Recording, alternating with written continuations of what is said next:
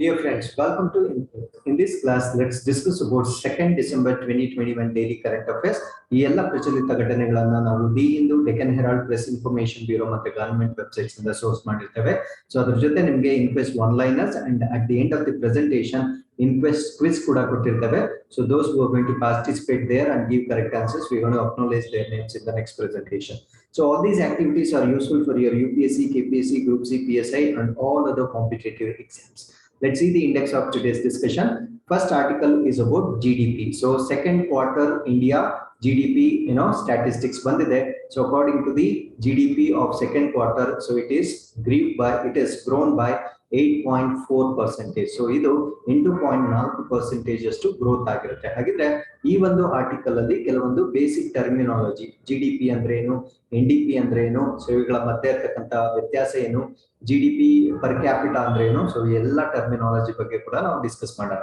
Article number 2, employment of rural youths under employment generation scheme. So under employment generation scheme ಅಲ್ಲಿ ಗ್ರಾಮೀಣ ಪ್ರದೇಶದಲ್ಲಿ ಉದ್ಯೋಗಗಳನ್ನ ಹೆಚ್ಚು ಮಾಡಲಿಕ್ಕೆ ಕೆಲವೊಂದು ಸ್ಕೀಮ್ಸ್ ಬಗ್ಗೆ ನಾವು ಈ ಒಂದು ಆರ್ಟಿಕಲ್ ಅಲ್ಲಿ ಡಿಸ್ಕಸ್ ಮಾಡೋಣ. Article number 3, ministry of agricultural farmers welfare national edible oil mission oil farm. So national edible oil mission oil farm ಅಂತ ಒಂದು ಮಿಷನ್ ಸ್ಟಾರ್ಟ್ ಆಗುತ್ತೆ. ಸೊ ಈ ತರ ಒಂದು ಆಬ್ಜೆಕ್ಟಿವ್ ಏನಂದ್ರೆ, so to increase the edible oil production ಅಥವಾ cultivation in India. Actually ಈ palm oil ಅನ್ನೋದು ಏನಿದೆ, ಸೊ ಅದನ್ನ ನಾವು ಬೇರೆ ರಾಷ್ಟ್ರಗಳಿಂದ ಹೆಚ್ಚಾಗಿ ಇಂಪೋರ್ಟ್ ಮಾಡ್ಕೊಳ್ತಾ ಇದೀವಿ. So since we have seen there's a lot of rise in oil prices, to control that actually palm oil na nave cultivate ಮಾಡ್ಲಿಕ್ಕೆ so national oil mission oil palm ಅನ್ನೋದನ್ನ ಮಾಡ್ತಾ ಇದ್ದಾರೆ. ಸೊ ಅದ್ರ ಬಗ್ಗೆ ಡಿಸ್ಕಸ್ ಮಾಡೋಣ. Government appoints 3 members panel to review economically weaker section quota. So ಈ economically weaker section quota ಏನಿತ್ತು, so ಅದನ್ನ ರಿವ್ಯೂ ಮಾಡ್ಲಿಕ್ಕೆ ಗವರ್ನಮೆಂಟ್ 3 member ಕಮಿಟಿ ಅಥವಾ ಪ್ಯಾನಲ್ ನ ಅಪಾಯಿಂಟ್ ಮಾಡ್ತಾ ಇದೆ. ಸೊ ಅದರಲ್ಲಿ ಯಾರ್ಯಾರು ಬರ್ತಾರೆ ಅನ್ನೋದನ್ನ ಡಿಸ್ಕಸ್ ಮಾಡೋಣ. Article number 5, unemployment rate at 9.3% in Jan-March 2021 according to NSO survey. So NSO survey ಪ್ರಕಾರ ಭಾರತ ದೇಶದಲ್ಲಿ ಅನ್ಎಂಪ್ಲಾಯ್ಮೆಂಟ್ ಅಂದ್ರೆ ನಿರುದ್ಯೋಗದ ದರ 9.3% ಇರುತ್ತೆ. So this is very very important because these statistics are very important for most of your essay writing and mains answer writing. So article number 6, Ministry of Communication India ITU Joint Cyber Drill 2021 commences. So ಈ cyber drill 2021 ನಲ್ಲಿ ಯಾರ್ಯಾರು participate ಮಾಡ್ತಾ ಇದ್ದಾರೆ, ಇದರ objectives ಏನು ಅನ್ನೋದನ್ನ discuss ಮಾಡೋಣ. Article number 7 is related to Ministry of Mines gold ore reserves in India. ಅಂದ್ರೆ ಭಾರತ ದೇಶದಲ್ಲಿರ್ತಕ್ಕಂಥ ಕಬ್ಬಿಣದ ಅದಿರುಗಳ ನಿಕ್ಷೇಪಗಳು ಎಲ್ಲಿ ಜಾಸ್ತಿ ಇದೆ ಅನ್ನೋದನ್ನ ಡಿಸ್ಕಸ್ ಮಾಡೋಣ. ಅದಾದ್ಮೇಲೆ ಸೊ ಇಲ್ಲಿ ಪ್ರಮುಖವಾಗಿ ನಾವು ಡಿಸ್ಕಸ್ ಮಾಡೋದೇನಂದ್ರೆ, ಎಷ್ಟು ಕ್ವಾಂಟಿಟಿ ಆಫ್ ಓರ್ ಇದ್ರೆ ಅದರಿಂದ ಎಷ್ಟು ಮೆಟಲ್ ನ ಎಕ್ಸ್ಟ್ರಾಕ್ಟ್ ಮಾಡಬಹುದು ಅನ್ನೊಂದು ಕೆಲವೊಂದು ಸ್ಟ್ಯಾಟಿಸ್ಟಿಕ್ಸ್ ಇದೆ. ಸೊ ಆ ಸ್ಟ್ಯಾಟಿಸ್ಟಿಕ್ಸ್ ಬಗ್ಗೆ ನಾವು ಡಿಸ್ಕಸ್ ಮಾಡೋಣ. Article number 8, MOU with Flipkart under national rural livelihood mission. So national livelihood mission ಅಡಿಯಲ್ಲಿ ಫ್ಲಿಪ್ಕಾರ್ಟ್ ಜೊತೆ ಒಂದು MOU ಗೆ ಸಹಿ ಹಾಕಿರ್ತಾರೆ. This is to increase the marketability of domestic produce ಏನಿರುತ್ತೆ ಅದನ್ನ ಸೇಲ್ ಮಾಡೋದಕ್ಕೆ ಅನುಕೂಲ ಆಗ್ಲಿಕ್ಕೆ ಫ್ಲಿಪ್ಕಾರ್ಟ್ ಜೊತೆ MOU ಮಾಡ್ಕೊಂಡಿರುತ್ತೆ. ಹಾಗಿದ್ರೆ ಈ ಒಂದು MOU ಅಲ್ಲಿ ಯಾವ್ಯಾವ ಸೆಕ್ಟರ್ ನ ಇನ್ಕ್ಲೂಡ್ ಮಾಡಲಾಗುತ್ತೆ ಅನ್ನೋದನ್ನ ಡಿಸ್ಕಸ್ ಮಾಡೋಣ. Article number 9, ministry of home affairs census 2021 with mixed mode approach. ಅಂದ್ರೆ ಇದುವರೆಗೂ ಭಾರತ ದೇಶದಲ್ಲಿ ಅಂದ್ರೆ ಎವ್ರಿ 10 years ಒಂದ್ಸತಿ ಸೆನ್ಸಸ್ ನಡೆಯುತ್ತೆ. ಸೊ ಲಾಸ್ಟ್ ಸೆನ್ಸಸ್ ಆಗಿದ್ದು 2011 ಅಲ್ಲಿ, ನೆಕ್ಸ್ಟ್ ಸೆನ್ಸಸ್ 2021 ಅಲ್ಲಿ ಕಂಪ್ಲೀಟ್ ಆಗ್ಬೇಕಾಗಿತ್ತು ಡ್ಯೂ ಟು ಪ್ಯಾಂಡಮಿಕ್. ಸೊ ಅದಾಗಿರೋದಿಲ್ಲ. ಬಟ್ ಈ ಸರಿ ಏನ್ ಮಾಡ್ತಾ ಇದ್ದಾರೆ ಅಂದ್ರೆ ಮಿಕ್ಸ್ಡ್ ಮೋಡ್ ಅಪ್ರೋಚ್, ಅಂದ್ರೆ ಡಿಜಿಟಲ್ ಇನ್ವಾಲ್ವ್ಮೆಂಟ್ ಕೂಡ ಇರುತ್ತೆ. ಅಂದ್ರೆ ಡಿಜಿಟಲ್ ಸರ್ವೆ ಕೂಡ ಮಾಡ್ತಾರೆ, ಮ್ಯಾನ್ಯುಯಲ್ ಸರ್ವೆ ಕೂಡ ಮಾಡ್ತಾರೆ. ಸೊ ಅದನ್ನ ನಾವು ಮಿಕ್ಸ್ಡ್ ಮೋಡ್ ಅಪ್ರೋಚ್ ಅಂತ ಕರಿತೀವಿ. ಸೊ ಇದ್ರ ಬಗ್ಗೆ ನಾವು ಹೆಚ್ಚಿನ ಮಾಹಿತಿಯನ್ನ ತಿಳ್ಕೊಳ್ಳೋಣ. So before getting in the articles, these are the answers for Inquest challenge number 19. And we appreciate Puneet, Sidhu Gowda and Girish Giri and Sri Vatsa for giving answers. Thank you very much for your participation. So with this, let's go to the first article. GDP grew 8.4% in quarter 2, but recovery appears patchy. Recovery ಅಂದ್ರೆ due to Covid pandemic ಏನಾಗಿತ್ತು, ನಮ್ಮ GDP negative ಹೊರಟೋಗಿತ್ತು. ಆದ್ರೆ ಅದು ಸ್ವಲ್ಪ ಚೇತರಿಕೆಯನ್ನ ಕಾಣ್ತಾ ಇದೆ. But ಈ ಚೇತರಿಕೆ ನಾವೇನ್ ನೆಗೆಟಿವ್ ಹೋಗಿದ್ವಿ ಅದಕ್ಕೆ ಕಂಪೇರ್ ಮಾಡಿದ್ರೆ ಅಷ್ಟೇನು ರಿಮಾರ್ಕಬಲ್ ಚೇಂಜ್ ಅಲ್ಲ ಅಂತ ಈ ಒಂದು ಆರ್ಟಿಕಲ್ ಪ್ರಕಾರ ಡಿಸ್ಕಸ್ ಮಾಡಲಾಗ್ತಾ ಇದೆ. ಹಾಗಿದ್ರೆ so let us compare. So last year ಎಷ್ಟಿತ್ತು, ಇವಾಗ ಎಷ್ಟಿತ್ತು, ಲಾಸ್ಟ್ ಕ್ವಾರ್ಟರ್ ಎಷ್ಟಿತ್ತು, ಅದನ್ನೆಲ್ಲ ಡಿಸ್ಕಸ್ ಮಾಡೋಣ. So India's gross domestic product. So ಈ GDP ಅಂದ್ರೆ ಡೆಫಿನೇಷನ್ ನಾನು ನೆಕ್ಸ್ಟ್ ಹೇಳ್ತೀನಿ. Grew by 8.4%. ಸೊ 8.4% ಗ್ರೋತ್ ಆಗಿರುತ್ತೆ. in the July and September quarter. So July ಇಂದ ಸೆಪ್ಟೆಂಬರ್ ವರೆಗೆ ಇದನ್ನ ನಾವು ಸೆಕೆಂಡ್ ಕ್ವಾರ್ಟರ್ ಅಂತ ಕರಿತೀವಿ. ಸೊ ಫಸ್ಟ್ ಕ್ವಾರ್ಟರ್ ಎಲ್ಲಿಂದ ಇರುತ್ತೆ ಅಂದ್ರೆ ಏಪ್ರಿಲ್ ಇಂದ ಜೂನ್ ವರೆಗೂ ಇರುತ್ತೆ. ಸೊ ಏಪ್ರಿಲ್ ಇಂದ ಜೂನ್ ವರೆಗೂ ಇರುತ್ತೆ. So now we are talking about the quarter number 2. So compared to 7.4% contraction a year ago. So ಒಂದು ವರ್ಷದ ಹಿಂದೆ ಅದು -7.4 ಇತ್ತು, ಬಟ್ ಈಗ +8.4 ಇರುತ್ತೆ. So with the economy's gross value added rising 8.5%. So ಇಲ್ಲಿ ಇದು ಬೇರೆ ಟರ್ಮ್. ಸೊ ಇದನ್ನ ನಾವು GVA ಅಂತ ಕರಿತೀವಿ, ಗ್ರಾಸ್ ವ್ಯಾಲ್ಯೂ ಆಡೆಡ್ ಅಂತ ಕರಿತೀವಿ. ಸೊ ಇದು ಕೂಡ 8.5% ಅಷ್ಟು ರೈಸ್ ಆಗಿರುತ್ತೆ. GVA ಅಂದ್ರೆ ಏನು ಅಂತ ಕೂಡ ನಾನು ಡಿಸ್ಕಸ್ ಮಾಡ್ತೀನಿ as per the national statistical office. So ಈ ಒಂದು ಸ್ಟ್ಯಾಟಿಸ್ಟಿಕ್ಸ್ ಕೊಟ್ಟಿರೋದು ಯಾರು ಅಂದ್ರೆ national statistical office. So factoring in the first quarter GDP growth of 20.1%. So ಮೊದಲನೇ ಕ್ವಾರ್ಟರ್ ಅಲ್ಲಿ, as I told you, April to June ಏನ್ ಮೆಷರ್ ಮಾಡಿರ್ತಾರಲ್ವಾ ಅದನ್ನ ನಾವು ಕ್ವಾರ್ಟರ್ 1 ಅಂತ ಕರಿತೀವಿ. ಸೊ ಅವಾಗ 20.1% ಅಷ್ಟು ಮೆಷರ್ ಆಗಿತ್ತು. The first half of the year has recorded 13.7% growth, and India is likely to record double-digit growth for the 2021-22 as a whole. Andre so first quarter ಅಲ್ಲಿ 20.1% ಅಷ್ಟು ಗ್ರೋತ್ ಆಗಿತ್ತು. ಸೆಕೆಂಡ್ ಕ್ವಾರ್ಟರ್ ಅಲ್ಲಿ ಅದು 8.4% growth ಆಗಿರುತ್ತೆ. ಅಂದ್ರೆ first quarter second quarter ಎರಡು ಸೇರಿಸಿ 6 months complete ಆಗಿರುತ್ತೆ. ಅಂದ್ರೆ 6 ಮಂತ್ಸ್ ಅಲ್ಲಿ ಒಟ್ಟು ಟೋಟಲ್ ಗ್ರೋತ್ ಎಷ್ಟಾಗಿರುತ್ತೆ ಅಂದ್ರೆ GDP 13.7% ಅಷ್ಟು ಗ್ರೋತ್ ಆಗಿರುತ್ತೆ. ಸೊ ಈ ಸಂಖ್ಯೆಗಳನ್ನ ನೋಡ್ತಕ್ಕಂತ ಅದರ ಮುಖಾಂತರ 2021-22 ಸಾಲಿನಲ್ಲಿ GDP ಗ್ರೋತ್ ಏನಿದೆ ಅದು ಡಬಲ್ ಡಿಜಿಟ್ ಇರಲಿದೆ ಅಂತ ಗೆಸ್ ಅಥವಾ ಆಂಟಿಸಿಪೇಟ್ ಮಾಡಲಾಗ್ತಾ ಇದೆ as per the finance ministry's chief economic adviser Krishnamurthy Subramanian. So Krishnamurthy Subramanian ಪ್ರಕಾರ ಸೊ ಇದು ಡಬಲ್ ಡಿಜಿಟ್ ವ್ಯಾಲ್ಯೂ ಇರಲಿದೆ. ಹಾಗಿದ್ರೆ ನಾವು let start understanding these basic terminology. First gross domestic product ಇಂದ ಸ್ಟಾರ್ಟ್ ಮಾಡೋಣ. It is a monetary measure of the market value of all final goods and services produced in a specific period of time. ಅಂದ್ರೆ ಒಂದು ನಿರ್ದಿಷ್ಟ ಕಾಲಾವಧಿಯಲ್ಲಿ ಆ ರಾಷ್ಟ್ರದಲ್ಲಿ ಉತ್ಪತ್ತಿ ಆಗ್ತಕ್ಕಂತ ಎಲ್ಲಾ ಗೂಡ್ಸ್ ಮತ್ತು ಸರ್ವಿಸಸ್, ಸೊ ಸರಕುಗಳು ಮತ್ತೆ ಸೇವೆಗಳು ಏನೇನು ಉತ್ಪತ್ತಿ ಆಗುತ್ತೋ ಆ ರಾಷ್ಟ್ರದಲ್ಲಿ ಒಂದು ನಿರ್ದಿಷ್ಟ ಕಾಲಾವಧಿಯಲ್ಲಿ ಅದರ ವ್ಯಾಲ್ಯೂ, ಅರ್ಥ ಆಯ್ತಲ್ವಾ, ಅದರ ಮೊತ್ತ ಏನಿರುತ್ತೆ, ಅದರ ಬೆಲೆ ಏನಿರುತ್ತೆ, ಸೊ ಅದನ್ನ ನಾವು ಗ್ರಾಸ್ ಡೊಮೆಸ್ಟಿಕ್ ಪ್ರಾಡಕ್ಟ್ ಅಂತ ಹೇಳ್ತೀವಿ. ಫಾರ್ ಎಕ್ಸಾಂಪಲ್ ಗೂಡ್ಸ್ ಅಂದ್ರೆ ಏನು, ಅದು ಅಗ್ರಿಕಲ್ಚರಲ್ ಗೂಡ್ಸ್ ಆದ್ರೂ ಆಗಿರ್ಬೋದು, ಮ್ಯಾನುಫ್ಯಾಕ್ಚರಿಂಗ್ ಗೂಡ್ಸ್ ಆದ್ರೂ ಆಗಿರ್ಬೋದು. ಸರ್ವಿಸಸ್ ಅಂದ್ರೆ it could be any services, ಯಾವುದೇ ಸೇವೆಗಳಾಗಿರ್ಬೋದು. ಸೊ ಇದರ ವ್ಯಾಲ್ಯೂ ಏನಿರುತ್ತೆ ಅದನ್ನ ನಾವು ಗ್ರಾಸ್ ಡೊಮೆಸ್ಟಿಕ್ ಪ್ರಾಡಕ್ಟ್ ಅಂತ ಕರಿತೀವಿ. And there is something else that's called as GDP per capita ಅಂತ ಹೇಳ್ತೀವಿ. ಸೊ GDP ಪರ್ ಕ್ಯಾಪಿಟಾ ಅದರ ಡೆಫಿನೇಷನ್ ಹೇಳ್ತೀನಿ. So it does not however reflect differences in cost of living and inflation rates of the countries. ಅಂದ್ರೆ ಒಂದು ರಾಷ್ಟ್ರದಿಂದ ಇನ್ನೊಂದು ರಾಷ್ಟ್ರಕ್ಕೆ ನಾವು ಹೋಲಿಕೆ ಮಾಡುವಾಗ ಈ GDP ಪರ್ ಕ್ಯಾಪಿಟಾ ಏನಿದೆ ಅದು ಒಂದು ರಾಷ್ಟ್ರದಿಂದ ಇನ್ನೊಂದು ರಾಷ್ಟ್ರಕ್ಕೆ ಹೋಲಿಕೆ ಮಾಡ್ಲಿಕ್ಕೆ ಯೂಸ್ ಮಾಡ್ತಕ್ಕಂತ ಸರಿಯಾದ ಸ್ಕೇಲ್ ಅಲ್ಲ ಅಂತ ಹೇಳ್ತಾರೆ. ಯಾಕೆ ಅಂದ್ರೆ therefore ಅದಕ್ಕೆ ಏನ್ ಯೂಸ್ ಮಾಡ್ತಾರೆ ಅಂದ್ರೆ using a basis of GDP per capita at purchasing power parity ಅಂತ ಹೇಳ್ತಾರೆ. ಅಂದ್ರೆ ಒಂದು ಖರೀದಿ ಸಾಮರ್ಥ್ಯ ಏನಿರುತ್ತೆ, ಒಂದು ದೇಶದ ನಾಗರಿಕರ ಖರೀದಿ ಸಾಮರ್ಥ್ಯ ಇನ್ನೊಂದು ದೇಶದ ನಾಗರಿಕರ ಖರೀದಿ ಸಾಮರ್ಥ್ಯ ಏನಿರುತ್ತಲ್ವಾ, that is the correct method of measurement between the two countries ಅಂತ ಹೇಳ್ತಾರೆ. For example product A in India, ಇದಕ್ಕೆ ನಾವು ಎಷ್ಟು ಪೇ ಮಾಡ್ತಾ ಇದೀವಿ, ಅಥವಾ ಸೇಮ್ ಪ್ರಾಡಕ್ಟ್ ಇನ್ US ಅವ್ರು ಎಷ್ಟು ಪೇ ಮಾಡ್ತಾ ಇದ್ದಾರೆ, ಸೊ ಅದನ್ನ ನಾವು ಪರ್ಚೇಸ್ ಪವರ್ ಪ್ಯಾರಿಟಿ ಅಂತ ಕರಿತೀವಿ. ಸೊ ಇದನ್ನ ಆಕ್ಚುಲಿ ಕಂಟ್ರೀಸ್ ಮಧ್ಯ ಕಂಪೇರ್ ಮಾಡ್ಲಿಕ್ಕೆ ಯೂಸ್ ಮಾಡ್ಬೇಕಾಗಿರ್ತಕ್ಕಂಥ ಒಂದು ಸ್ಕೇಲ್ ಆಗಿರುತ್ತೆ. So may be more useful when comparing living standards between the nation. So ಒಂದು ರಾಷ್ಟ್ರದಿಂದ ಇನ್ನೊಂದು ರಾಷ್ಟ್ರದ ಮಧ್ಯೆ ಇರ್ತಕ್ಕಂಥ ಈ ಲಿವಿಂಗ್ ಸ್ಟ್ಯಾಂಡರ್ಡ್ಸ್ ಏನಿದೆ ಅದನ್ನ ಕಂಪೇರ್ ಮಾಡ್ಲಿಕ್ಕೆ ಪರ್ಚೇಸಿಂಗ್ ಪವರ್ ಪ್ಯಾರಿಟಿ ಅನ್ನೋದು ಬಹಳ ಮುಖ್ಯವಾಗಿರುತ್ತೆ. So what is GDP per capita? Andre the ratio of GDP to the total population of the region is per capita GDP, and the same is called as mean standard of living. Andre ಒಂದು GDP value ಏನ್ ಬಂದಿರುತ್ತೆ. So GDP ಅಂದ್ರೆ ನಮ್ಗೆ ಇವಾಗ ಗೊತ್ತಾಗಿದೆ, ಅಂದ್ರೆ ಅದು ದೇಶದಲ್ಲಿ ಉತ್ಪತ್ತಿ ಇರ್ತಕ್ಕಂಥ ಎಲ್ಲಾ ಸರಕುಗಳು ಮತ್ತು ಸೇವೆಗಳ ಮೌಲ್ಯ ಏನಿರುತ್ತೆ ಅದನ್ನ ಆ ದೇಶದ ಪಾಪ್ಯುಲೇಷನ್ ಅಥವಾ ಜನಸಂಖ್ಯೆಯಿಂದ ಡಿವೈಡ್ ಮಾಡಿದ್ರೆ ಆ ವ್ಯಾಲ್ಯೂ ಬರುತ್ತಲ್ವಾ, ಅದನ್ನ ನಾವು GDP per capita value ಅಂತ ಕರಿತೀವಿ. So it is nothing but dividing that with the population of the country. So ಇದನ್ನ ಇನ್ನೊಂದು ಹೆಸರು ಕೂಡ ಕರೀತಾರೆ, ಅದನ್ನ ನಾವು ಮೀನ್ ಸ್ಟ್ಯಾಂಡರ್ಡ್ ಆಫ್ ಲಿವಿಂಗ್ ಅಂತ ಕೂಡ ಕರಿತೀವಿ.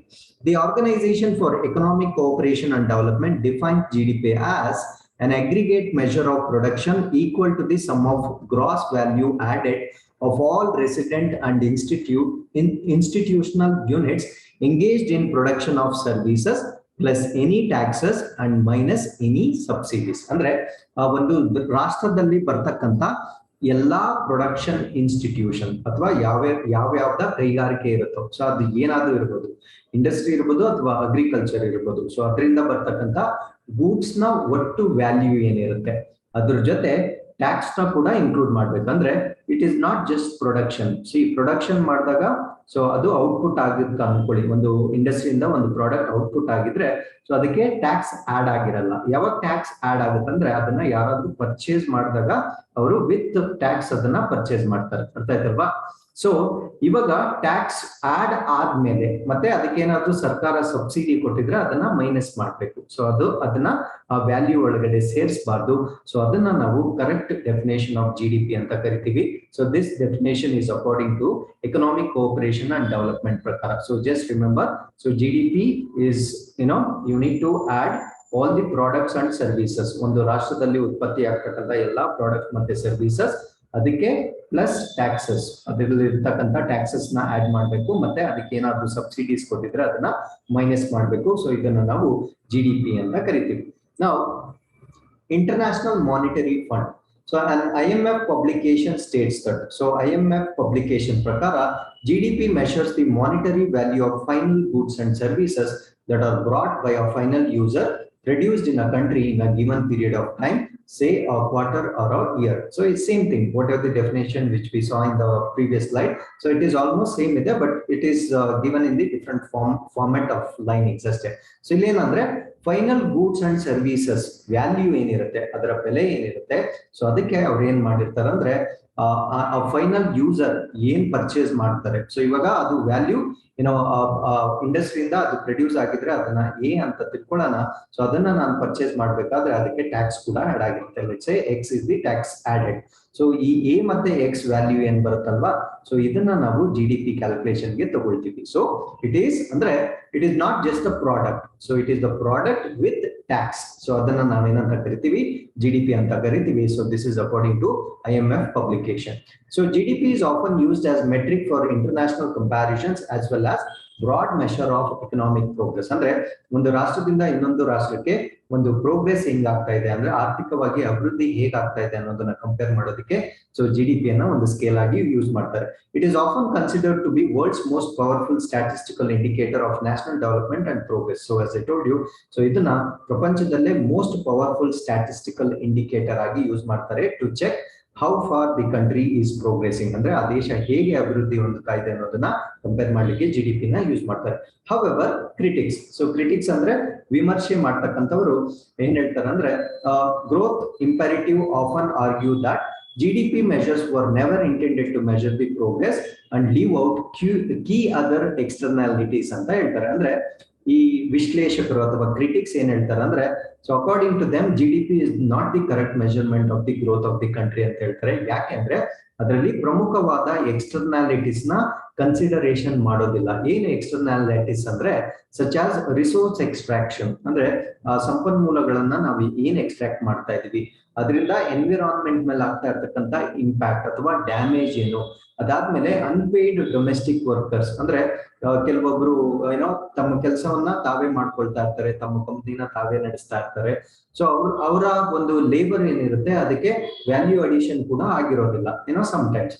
ಸೊ ಅದನ್ನ ಎಲ್ಲ ಎಕ್ಸ್ಕ್ಲೂಡ್ ಮಾಡ್ಬಿಟ್ಟಿರ್ತಾರೆ. ಅಂದ್ರೆ ಯಾವ್ದಾದ್ರು ಒಂದು ಇಂಡಸ್ಟ್ರಿ ಏನೋ ಒಂದು ಪ್ರಾಡಕ್ಟ್ ಪ್ರೊಡ್ಯೂಸ್ ಮಾಡ್ತಾ ಇದೆ ಅಂದ್ರೆ ಅದು ಎನ್ವಿರಾನ್ಮೆಂಟ್ಗೆ ಏನ್ ಡ್ಯಾಮೇಜ್ ಕಾಸ್ ಮಾಡ್ತಾ ಇದೆ ಅದನ್ನು ಕೂಡ ನೀವು ಮೆಜರ್ ಮಾಡ್ಕೊಳ್ಬೇಕು. ಅವಾಗ ಮಾತ್ರ ಅದು real measurement of growth of the country ಅಂತ ಹೇಳ್ತಾರೆ. Not just taking the value of the goods and services that are produced in the particular country ಅಂತ ಹೇಳ್ತಾರೆ. So this is what is the the purview of what you say the critics. So ಅದಾದ್ಮೇಲೆ let's understand about net domestic product. So ಇದನ್ನ ನಾವು NDP ಅಂತ ಕರಿತೀವಿ. So ಇಷ್ಟೊತ್ತು ನೋಡಿದ್ ನಾವು ಗ್ರಾಸ್ ಡೊಮೆಸ್ಟಿಕ್ ಪ್ರಾಡಕ್ಟ್. ಇವಾಗ ನಾವೇನ್ ನೋಡ್ತಾ ಇದೀವಿ ಅಂದ್ರೆ ನೆಟ್ ಡೊಮೆಸ್ಟಿಕ್ ಪ್ರಾಡಕ್ಟ್ ನ ನೋಡ್ತಾ ಇದೀವಿ. So what is NDP? So this is an annual measure of economic output of the nation that is calculated by subtracting depreciation from goods, gross domestic product. Andre ivaga NDP. So I am talking about NDP. So NDP ಏನಂದ್ರೆ so it is GDP ಅಲ್ಲಿ ಏನನ್ನ minus ಮಾಡ್ತಾರೆ ಅಂದ್ರೆ depreciation ನ minus ಮಾಡ್ತಾರೆ. ಏನಿದು depreciation ಅಂದ್ರೆ for example ಒಂದು ಇಂಡಸ್ಟ್ರಿ ಇರುತ್ತೆ, ಅದ್ರಲ್ಲಿ ಒಂದು ಮಷೀನ್ ಇರುತ್ತೆ. ಸೊ ಆ ಮಷೀನ್ ವ್ಯಾಲ್ಯೂ ಏನಾಗ್ತಾ ಇರುತ್ತೆ, ಅದನ್ನ ಬಳಸ್ತಾ ಅದ್ರ ವ್ಯಾಲ್ಯೂಯೇಷನ್ ಏನಾಗ್ತಾ ಇರುತ್ತೆ, ಕಡಿಮೆ ಆಗಿರುತ್ತೆ. ಫಾರ್ ಎಕ್ಸಾಂಪಲ್ ನಾನು 1 lakhಗೆ ಆ ಮಷೀನ್ ತಗೊಂಡಿರ್ತೀನಿ 1 ವರ್ಷದ ಹಿಂದೆ. ಸೊ ನೆಕ್ಸ್ಟ್ ಇಯರ್ ಆ ಮಷೀನ್ ವ್ಯಾಲ್ಯೂ ಸೇಮ್ ಇರಲ್ಲ, ಅದು ಸ್ವಲ್ಪ ಕಡಿಮೆ ಆಗಿರುತ್ತೆ. ಲೆಟ್ಸ್ ಸೇ 20,000 ಡೆಪ್ರಿಸಿಯೇಷನ್ ಆಗಿರುತ್ತೆ ಅಂತ ತಿಳ್ಕೊಳ್ಳೋಣ. ಸೊ ಅಂದ್ರೆ ಆ ಮಷೀನ್ ವ್ಯಾಲ್ಯೂ ಎಷ್ಟು, ಅವಾಗ 80,000 rupees ಮಾತ್ರ, ಯಾಕಂದ್ರೆ 20,000 rupees ಅದು ಡೆಪ್ರಿಸಿಯೇಷನ್ ಆಗಿರುತ್ತೆ. ಹಾಗಿದ್ರೆ ಈ ಒಂದು ಡೆಪ್ರಿಸಿಯೇಷನ್ ವ್ಯಾಲ್ಯೂನ ನಾವು ಮೈನಸ್ ಮಾಡಿದ್ರೆ, ಆ GDP ಇಂದ ನಾವು ಮೈನಸ್ ಮಾಡಿದ್ರೆ ಬರ್ತಕ್ಕಂಥ ವ್ಯಾಲ್ಯೂನ ನಾವೇನಂತ ಕರಿತೀವಿ ಅಂದ್ರೆ ನೆಟ್ ಡೊಮೆಸ್ಟಿಕ್ ಪ್ರಾಡಕ್ಟ್ ಅಂತ ಕರಿತೀವಿ. ಫಾರ್ ಎಕ್ಸಾಂಪಲ್ ನಿಮ್ಗೆ ಗ್ರಾಸ್ ಸ್ಯಾಲರಿ, ನೆಟ್ ಸ್ಯಾಲರಿ ಅಂತ ಗೊತ್ತಿರುತ್ತಲ್ವಾ. ಗ್ರಾಸ್ ಸ್ಯಾಲರಿ ಅಂದ್ರೆ ನನ್ಗೊಂದು 25,000 ಸಂಬಳ ಬರುತ್ತೆ ಅಂದ್ಕೊಂಡ್ರೆ ಅದರಲ್ಲಿ PF, ನಂದು ಇನ್ಶೂರೆನ್ಸ್, ಹೆಲ್ತ್ ಇನ್ಶೂರೆನ್ಸ್ ಅದೆಲ್ಲ ಕಟ್ ಮಾಡಿ ನನ್ಗೊಂದು 20,000 ಬರುತ್ತೆ ಅಂತ ಹೇಳ್ತೀವಲ್ವಾ.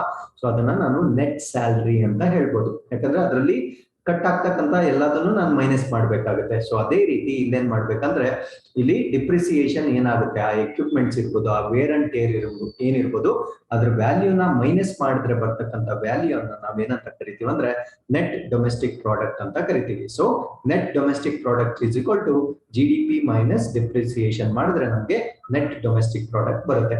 So an increase in NDP would indicate healthy economic health while a decrease would indicate economic stagnation. So ಈ ಒಂದು ವ್ಯಾಲ್ಯೂ ಅಲ್ಲಿ ಇನ್ಕ್ರೀಸಿಂಗ್ ಅಥವಾ ಏರಿಕೆ ಕಂಡ್ರೆ ಆ ರಾಷ್ಟ್ರ ಆರ್ಥಿಕವಾಗಿ ಅಭಿವೃದ್ಧಿ ಹೊಂದುತ್ತಾ ಇದೆ ಅಂತ ನಮ್ಗೆ ಅರ್ಥ ಆಗುತ್ತೆ.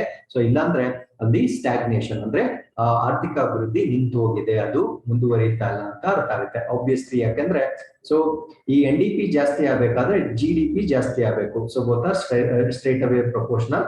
ಸೊ ಈ ಡಿಪ್ರಿಸಿಯೇಷನ್ ಕಡಿಮೆ ಆದಾಗ ಆಬ್ವಿಯಸ್ಲಿ GDP ಜಾಸ್ತಿ ಆಗುತ್ತೆ. So that in turn increases NDP. So ಅದರಿಂದ ಸೊ ಈ ಒಂದು ವ್ಯಾಲ್ಯೂ ಇನ್ಕ್ರೀಸ್ ಆದ್ರೆ ಕಂಟ್ರಿ ಇಸ್ ಪ್ರೋಗ್ರೆಸಿಂಗ್ ಎಕನಾಮಿಕಲಿ ಅಂತ. ನೆಕ್ಸ್ಟ್ ಇನ್ನೊಂದು ಟರ್ಮ್ ಬರುತ್ತೆ, ಅದನ್ನ ಗ್ರಾಸ್ ನ್ಯಾಷನಲ್ ಇನ್ಕಮ್ ಅಂತ ಕರಿತೀವಿ. ಸೊ ದಿಸ್ ಇಸ್ GNI ಅಂತ ಕರಿತೀವಿ. So what is GNI? The gross national income previously known as gross national product ಅಂತ ಕರೀತಾ ಇದ್ರು ಮುಂಚೆ. ಸೊ ಇವಾಗ ಅದನ್ನ ಗ್ರಾಸ್ ನ್ಯಾಷನಲ್ ಇನ್ಕಮ್ ಅಂತ ಕರೀತಾರೆ. So is the total domestic and foreign output claimed by residents of the country. ಅಂದ್ರೆ ಇವಾಗ ಭಾರತದ ನಾಗರಿಕರು, so residents of the country. ಇವಾಗ ಸೊ ಇಂಡಿಯಾದಲ್ಲೂ ದುಡಿತಕ್ಕಂತ ಭಾರತೀಯರು ಇರ್ತಾರೆ, ಹೊರ ದೇಶಗಳಲ್ಲೂ ದುಡಿತಕ್ಕಂತ ಭಾರತೀಯರು ಇರ್ತಾರೆ. ಅಂದ್ರೆ ಅವ್ರು ಇಂಡಿಯಾದಲ್ಲೇ ಇದ್ದೇ ಸಂಪಾದಿಸ್ಬೇಕು ಅಂತ ಏನಿಲ್ಲ, ಬೇರೆ ಕಂಟ್ರೀಸ್ ಹೋಗಿ ಕೂಡ ಸಂಪಾದನೆ ಮಾಡ್ತಾರೆ. ಸೊ ಈ ತರ ಭಾರತದ ನಾಗರಿಕರು ಅವರು ಎಲ್ಲೇ ಇದ್ರು, not just in geographical area of India, even outside the geography of India, but ಅವ್ರೇನಾಗಿರ್ಬೇಕಂದ್ರೆ they should be the residents of the country ಆಗಿರ್ಬೇಕು. ಸೊ ಅವರು ಅರ್ನ್ ಮಾಡ್ತಕ್ಕಂತ ಎಲ್ಲಾ ಇನ್ಕಮ್ ನ ನಾವೇನಂತ ಕರಿತೀವಿ ಅಂದ್ರೆ ಗ್ರಾಸ್ ನ್ಯಾಷನಲ್ ಇನ್ಕಮ್ ಅಂತ ಕರಿತೀವಿ. ಸೊ ಇದರಲ್ಲಿ ಏನನ್ನ ಮೈನಸ್ ಮಾಡ್ಬೇಕಂದ್ರೆ, so I tell you that.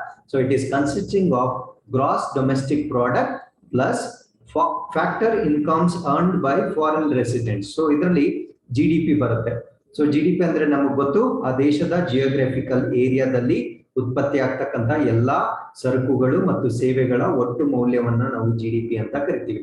So ಇದಕ್ಕೆ ನಾವ್ ಏನ್ ಆಡ್ ಮಾಡ್ಬೇಕು, if somebody is staying in abroad and earning, so ಆ ವ್ಯಾಲ್ಯೂ ಕೂಡ ಆಡ್ ಮಾಡ್ಬೇಕು. ಲೆಟ್ಸ್ ಸೇ X ಅಂತ ತಗೊಳ್ಳೋಣ. So I am staying in US and I am earning, ಅದನ್ನ ನಮ್ಮ ನ್ಯಾಷನಲ್ ಇನ್ಕಮ್ಗೆ ಆಡ್ ಮಾಡ್ಬೇಕು. ಅದಾದ್ಮೇಲೆ minus income earned in the domestic economy by non residents. ಅದೇ ರೀತಿ ಇವಾಗ US ಇಂದ ಇಂಡಿಯಾಗ್ ಬಂದು ಒಬ್ರು ಜಾಬ್ ಮಾಡ್ತಾ ಇರ್ತಾರೆ ಅನ್ಕೊಳ್ಳಿ.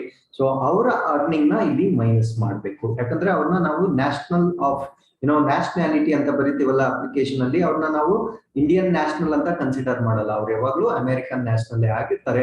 ಸೊ ಅವ್ರು ಏನ್ ಅರ್ನ್ ಮಾಡ್ತಾರೆ ಅದನ್ನ ನಾವು ಮೈನಸ್ ಮಾಡ್ಬೇಕು. ಅದನ್ನ ನಾವೇನಂತ ಕರಿತೀವಿ ಅಂದ್ರೆ ಗ್ರಾಸ್ ನ್ಯಾಷನಲ್ ಇನ್ಕಮ್ ಅಂತ ಕರಿತೀವಿ. So I tell you once again. So GDP ಅಂದ್ರೆ ಏನು, it is within that geographical area, ಅಂದ್ರೆ ಒಂದು ದೇಶದ ಭೌಗೋಳಿಕ ಭೌಗೋಳಿಕ ಪ್ರದೇಶದಲ್ಲಿ ಒಂದು ನಿರ್ದಿಷ್ಟ ಸಮಯದಲ್ಲಿ ಉತ್ಪತ್ತಿ ಆಗ್ತಕ್ಕಂತ ಎಲ್ಲಾ ಪ್ರಾಡಕ್ಟ್ಸ್ ಮತ್ತೆ ಸರ್ವಿಸಸ್ ನ ವ್ಯಾಲ್ಯೂನ ನಾವು GDP ಅಂತ ಕರಿತೀವಿ. ಇದಕ್ಕೆ suppose any person who is residing outside India and earning, so ಅವರ ಅರ್ನಿಂಗ್ ಕೂಡ ಇದಕ್ಕೆ ಆಡ್ ಮಾಡ್ಕೊಳ್ಬೇಕಾಗುತ್ತೆ. ಅದಾದ್ಮೇಲೆ ನಮ್ಮದೇ ದೇಶದಲ್ಲಿ ಯಾರಾದ್ರೂ ಫಾರಿನ್ ರೆಸಿಡೆಂಟ್ಸ್ ಇದ್ರೆ ಅವರು ಅರ್ನ್ ಮಾಡೋ ಇನ್ಕಮ್ ನ ಮೈನಸ್ ಮಾಡ್ಬೇಕಾಗತ್ತೆ. ಸೊ ಅವಾಗ ಏನ್ ವ್ಯಾಲ್ಯೂ ಬರುತ್ತೋ ಇಲ್ಲಿ, ಸೊ ಅದನ್ನ ನಾವೇನಂತ ಕರಿತೀವಿ ಅಂದ್ರೆ ಗ್ರಾಸ್ ನ್ಯಾಷನಲ್ ಇನ್ಕಮ್. ನೋಡಿ ಇಲ್ಲಿ ಪದದಲ್ಲೇ ಇದೆ, ನ್ಯಾಷನಲ್ ಅಂದ್ರೆ ಆ ರಾಷ್ಟ್ರದ ಜನರು ಮಾತ್ರ ಕಾಂಟ್ರಿಬ್ಯೂಟ್ ಮಾಡ್ತಕ್ಕಂತ ಒಂದು ಇನ್ಕಮ್ ನ ನಾವು ಗ್ರಾಸ್ ನ್ಯಾಷನಲ್ ಇನ್ಕಮ್ ಅಂತ ಕರಿತೀವಿ. So comparing gross national income to GDP ಅಂದ್ರೆ GDP ಮತ್ತೆ GNI ನ ಕಂಪೇರ್ ಮಾಡುವುದರ ಮುಖಾಂತರ it shows the degree to which nation GDP represents domestic or international activity. ಅಂದ್ರೆ ನಮ್ಮ ದೇಶದ ಜನರಿಂದ ಮಾತ್ರನೇ ಎಷ್ಟು ಉತ್ಪತ್ತಿ ಆಗ್ತಾ ಇದೆ, ಅದಾದ್ಮೇಲೆ ಅಂತಾರಾಷ್ಟ್ರೀಯ ಚಟುವಟಿಕೆಗಳಿಂದ ಎಷ್ಟು ಉತ್ಪತ್ತಿ ಆಗುತ್ತೆ ಅನ್ನೋದನ್ನ ನಾವು ಹೋಲಿಕೆ ಮಾಡ್ಬೇಕಾದ್ರೆ ಈ ಗ್ರಾಸ್ ನ್ಯಾಷನಲ್ ಇನ್ಕಮ್ ನ ನಾವು ಯಾವ್ದ್ರ ಜೊತೆ ಕಂಪೇರ್ ಮಾಡ್ಬೇಕು, GDP ಜೊತೆ ಕಂಪೇರ್ ಮಾಡ್ಬೇಕು. ಯಾಕಂದ್ರೆ GDP ಅಲ್ಲಿ ಅವರು ನ್ಯಾಷನಲ್ ಆಫ್ ಇಂಡಿಯಾನ ಅಥವಾ ನಾನ್ ನ್ಯಾಷನಲ್ ಆಫ್ ಇಂಡಿಯಾ ಏನು ನೋಡಲ್ಲ. ಅಂದ್ರೆ ಆ ಜಿಯೋಗ್ರಫಿಕಲ್ ಏರಿಯಾದಲ್ಲಿ ಎಷ್ಟು ಪ್ರೊಡ್ಯೂಸ್ ಆಗುತ್ತೋ ಅದನ್ನೆಲ್ಲ ನಾವು GDP ಅಂತ ಕನ್ಸಿಡರ್ ಮಾಡ್ತೀವಿ. ಬಟ್ GNI ಅಲ್ಲಿ ಏನ್ ಮಾಡ್ತೀವಿ ಅಂದ್ರೆ ನಾನ್ ರೆಸಿಡೆಂಟ್ಸ್ ಇನ್ಕಮ್ ನ ನಾವು ಮೈನಸ್ ಮಾಡ್ತೀವಿ. ಸೊ ಈ ತರ ಮಾಡೋದ್ರಿಂದ ನಮ್ಮ ಡೊಮೆಸ್ಟಿಕ್ ಪ್ರೊಡಕ್ಷನ್ ಎಷ್ಟು, ಇಂಟರ್ನ್ಯಾಷನಲ್ ಆಕ್ಟಿವಿಟೀಸ್ ಇಂದ ಎಷ್ಟು ವ್ಯಾಲ್ಯೂ ಅಡಿಷನ್ ಆಗ್ತಾ ಇದೆ ಅನ್ನೋದನ್ನ ಹೋಲಿಕೆ ಮಾಡ್ಲಿಕ್ಕೆ ಇದು ಬಹಳ ಸುಲಭವಾಗುತ್ತೆ. ಸೊ ಅದಾದ್ಮೇಲೆ let's see the comparison between GNI and GDP. So this is very important. So GNI is equal to ನೋಡಿ GNI gross national income is equal to GDP. ಅದಕ್ಕೆ ನಾವೇನ್ ಆಡ್ ಮಾಡಬೇಕು, ಸೊ NR ಅಂದ್ರೆ ನೆಟ್ ಇನ್ಕಮ್ ರಿಸಿಪ್ಟ್ಸ್. ಅದಾದ್ಮೇಲೆ so minus ಏನ್ ಮಾಡ್ಬೇಕಂದ್ರೆ net outflow to foreign asset. So foreign asset outflow ಏನಿದೆ ಅದನ್ನ ಮೈನಸ್ ಮಾಡ್ಬೇಕಂದ್ರೆ ನಮ್ಮ ದೇಶದ ಒಳ ಅರಿವು ಏನಿದೆ, ದೇಶಕ್ಕೆ ಬರ್ತಕ್ಕಂತ ಇನ್ಕಮ್ ನ ಪ್ಲಸ್ ಮಾಡ್ಬೇಕು.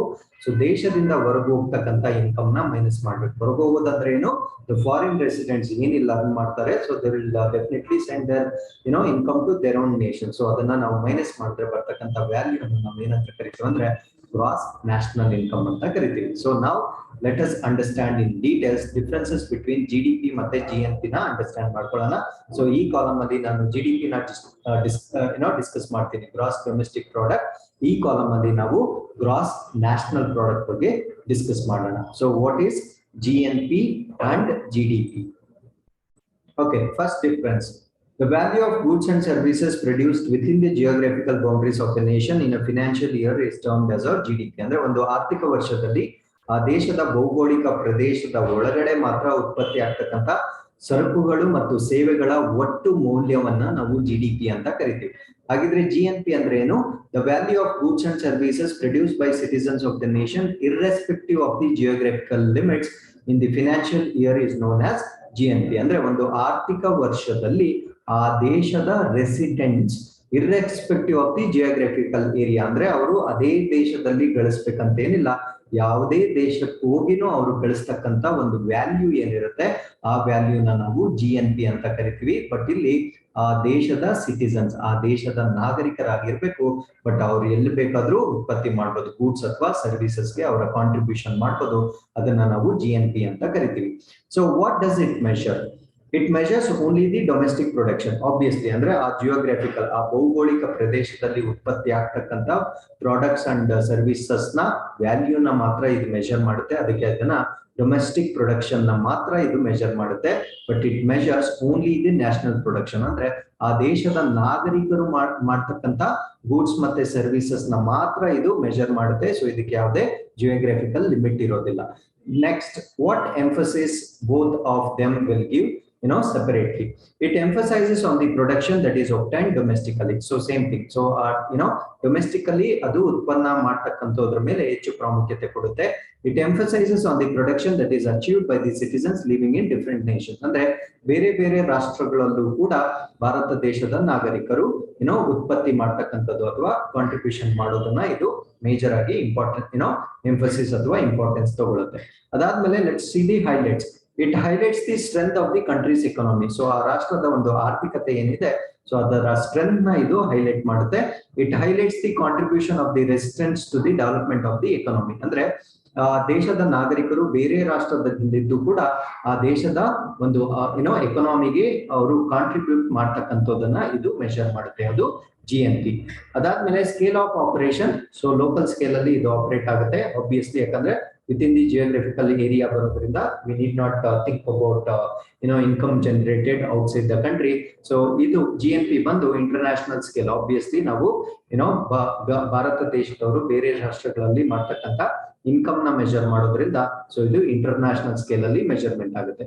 Then excludes. ಸೊ ಇದು ಏನೇನು ಎಕ್ಸ್ಕ್ಲೂಡ್ ಆಗುತ್ತೆ ಅಂದ್ರೆ the goods and services that are being produced outside the economy are excluded. ಅಂದ್ರೆ ಯಾವುದೇ ಒಂದು ಸರಕುಗಳು ಅಥವಾ ಸೇವೆಗಳು ಆ ರಾಷ್ಟ್ರದ ಹೊರಗೆ ಏನ್ ಡೆವಲಪ್ ಆಗುತ್ತೋ ಅದನ್ನ ಇದು ಎಕ್ಸ್ಕ್ಲೂಡ್ ಮಾಡುತ್ತೆ, ಯಾಕಂದ್ರೆ ಅದು ಇನ್ಕ್ಲೂಡ್ ಮಾಡೋದಿಲ್ಲ. The goods and services that are produced by the foreigners living in the country are excluded. ಅಂದ್ರೆ ಭಾರತ ರಾಷ್ಟ್ರದಲ್ಲೇ ಇದ್ದು ಬೇರೆ ರಾಷ್ಟ್ರದ ನಾಗರಿಕರು ಏನ್ ಕಾಂಟ್ರಿಬ್ಯೂಟ್ ಮಾಡ್ತಾರೆ for the production and services, ಅವ್ರದ್ದೇನ್ ವ್ಯಾಲ್ಯೂ ಇರುತ್ತೆ ಸೊ ಅದನ್ನ ಇದರಲ್ಲಿ ಮೈನಸ್ ಮಾಡಲಾಗುತ್ತೆ. ಸೊ ಅದನ್ನ ನಾವು GNP ಅಂತ ಕರಿತೀವಿ. So this is the total differences between GDP and GNP. So next let's understand net national product. Now what do you mean by net national product?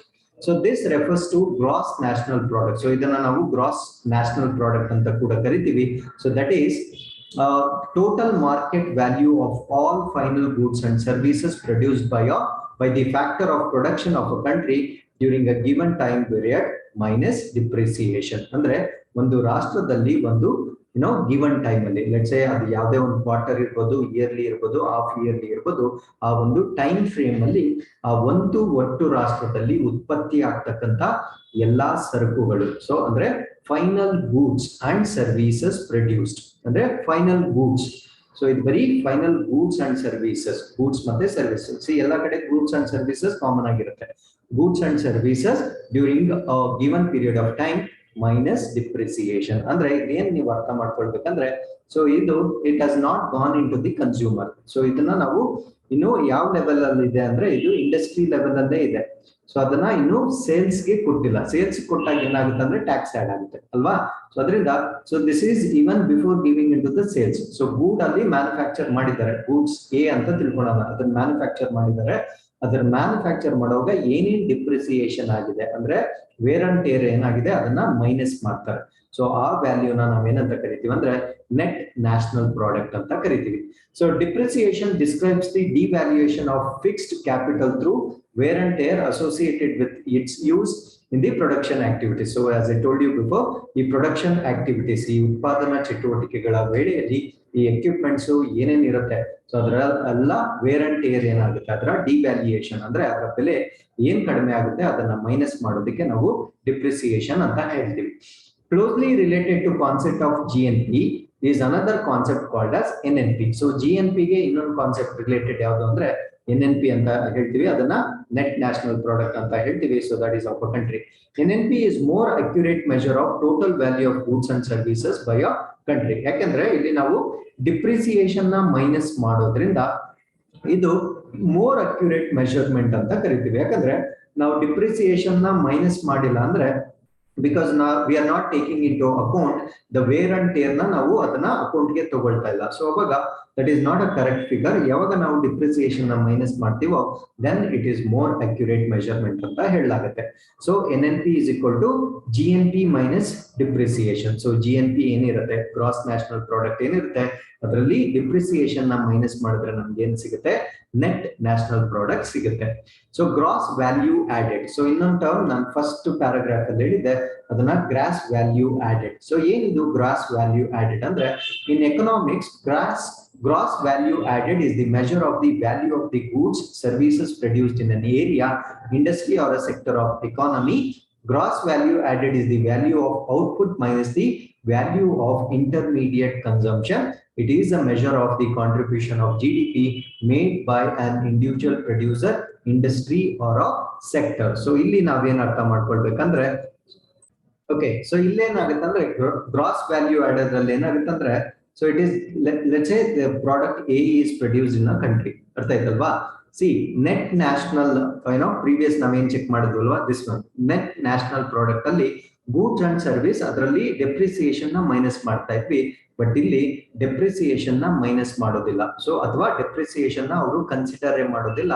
But ಯಾವುದೋ ಒಂದು product produce ಆಗಿದೆ, ಆ ದೇಶದಲ್ಲಿ ಯಾವ ಪ್ರಾಡಕ್ಟ್ ಅಥವಾ service produce ಆಗಿದೆ ಅದರ value ಮಾತ್ರ, ಅಂದ್ರೆ ಇದಕ್ಕೆ ಟ್ಯಾಕ್ಸ್ ಕೂಡ add ಮಾಡಿರೋದಿಲ್ಲ.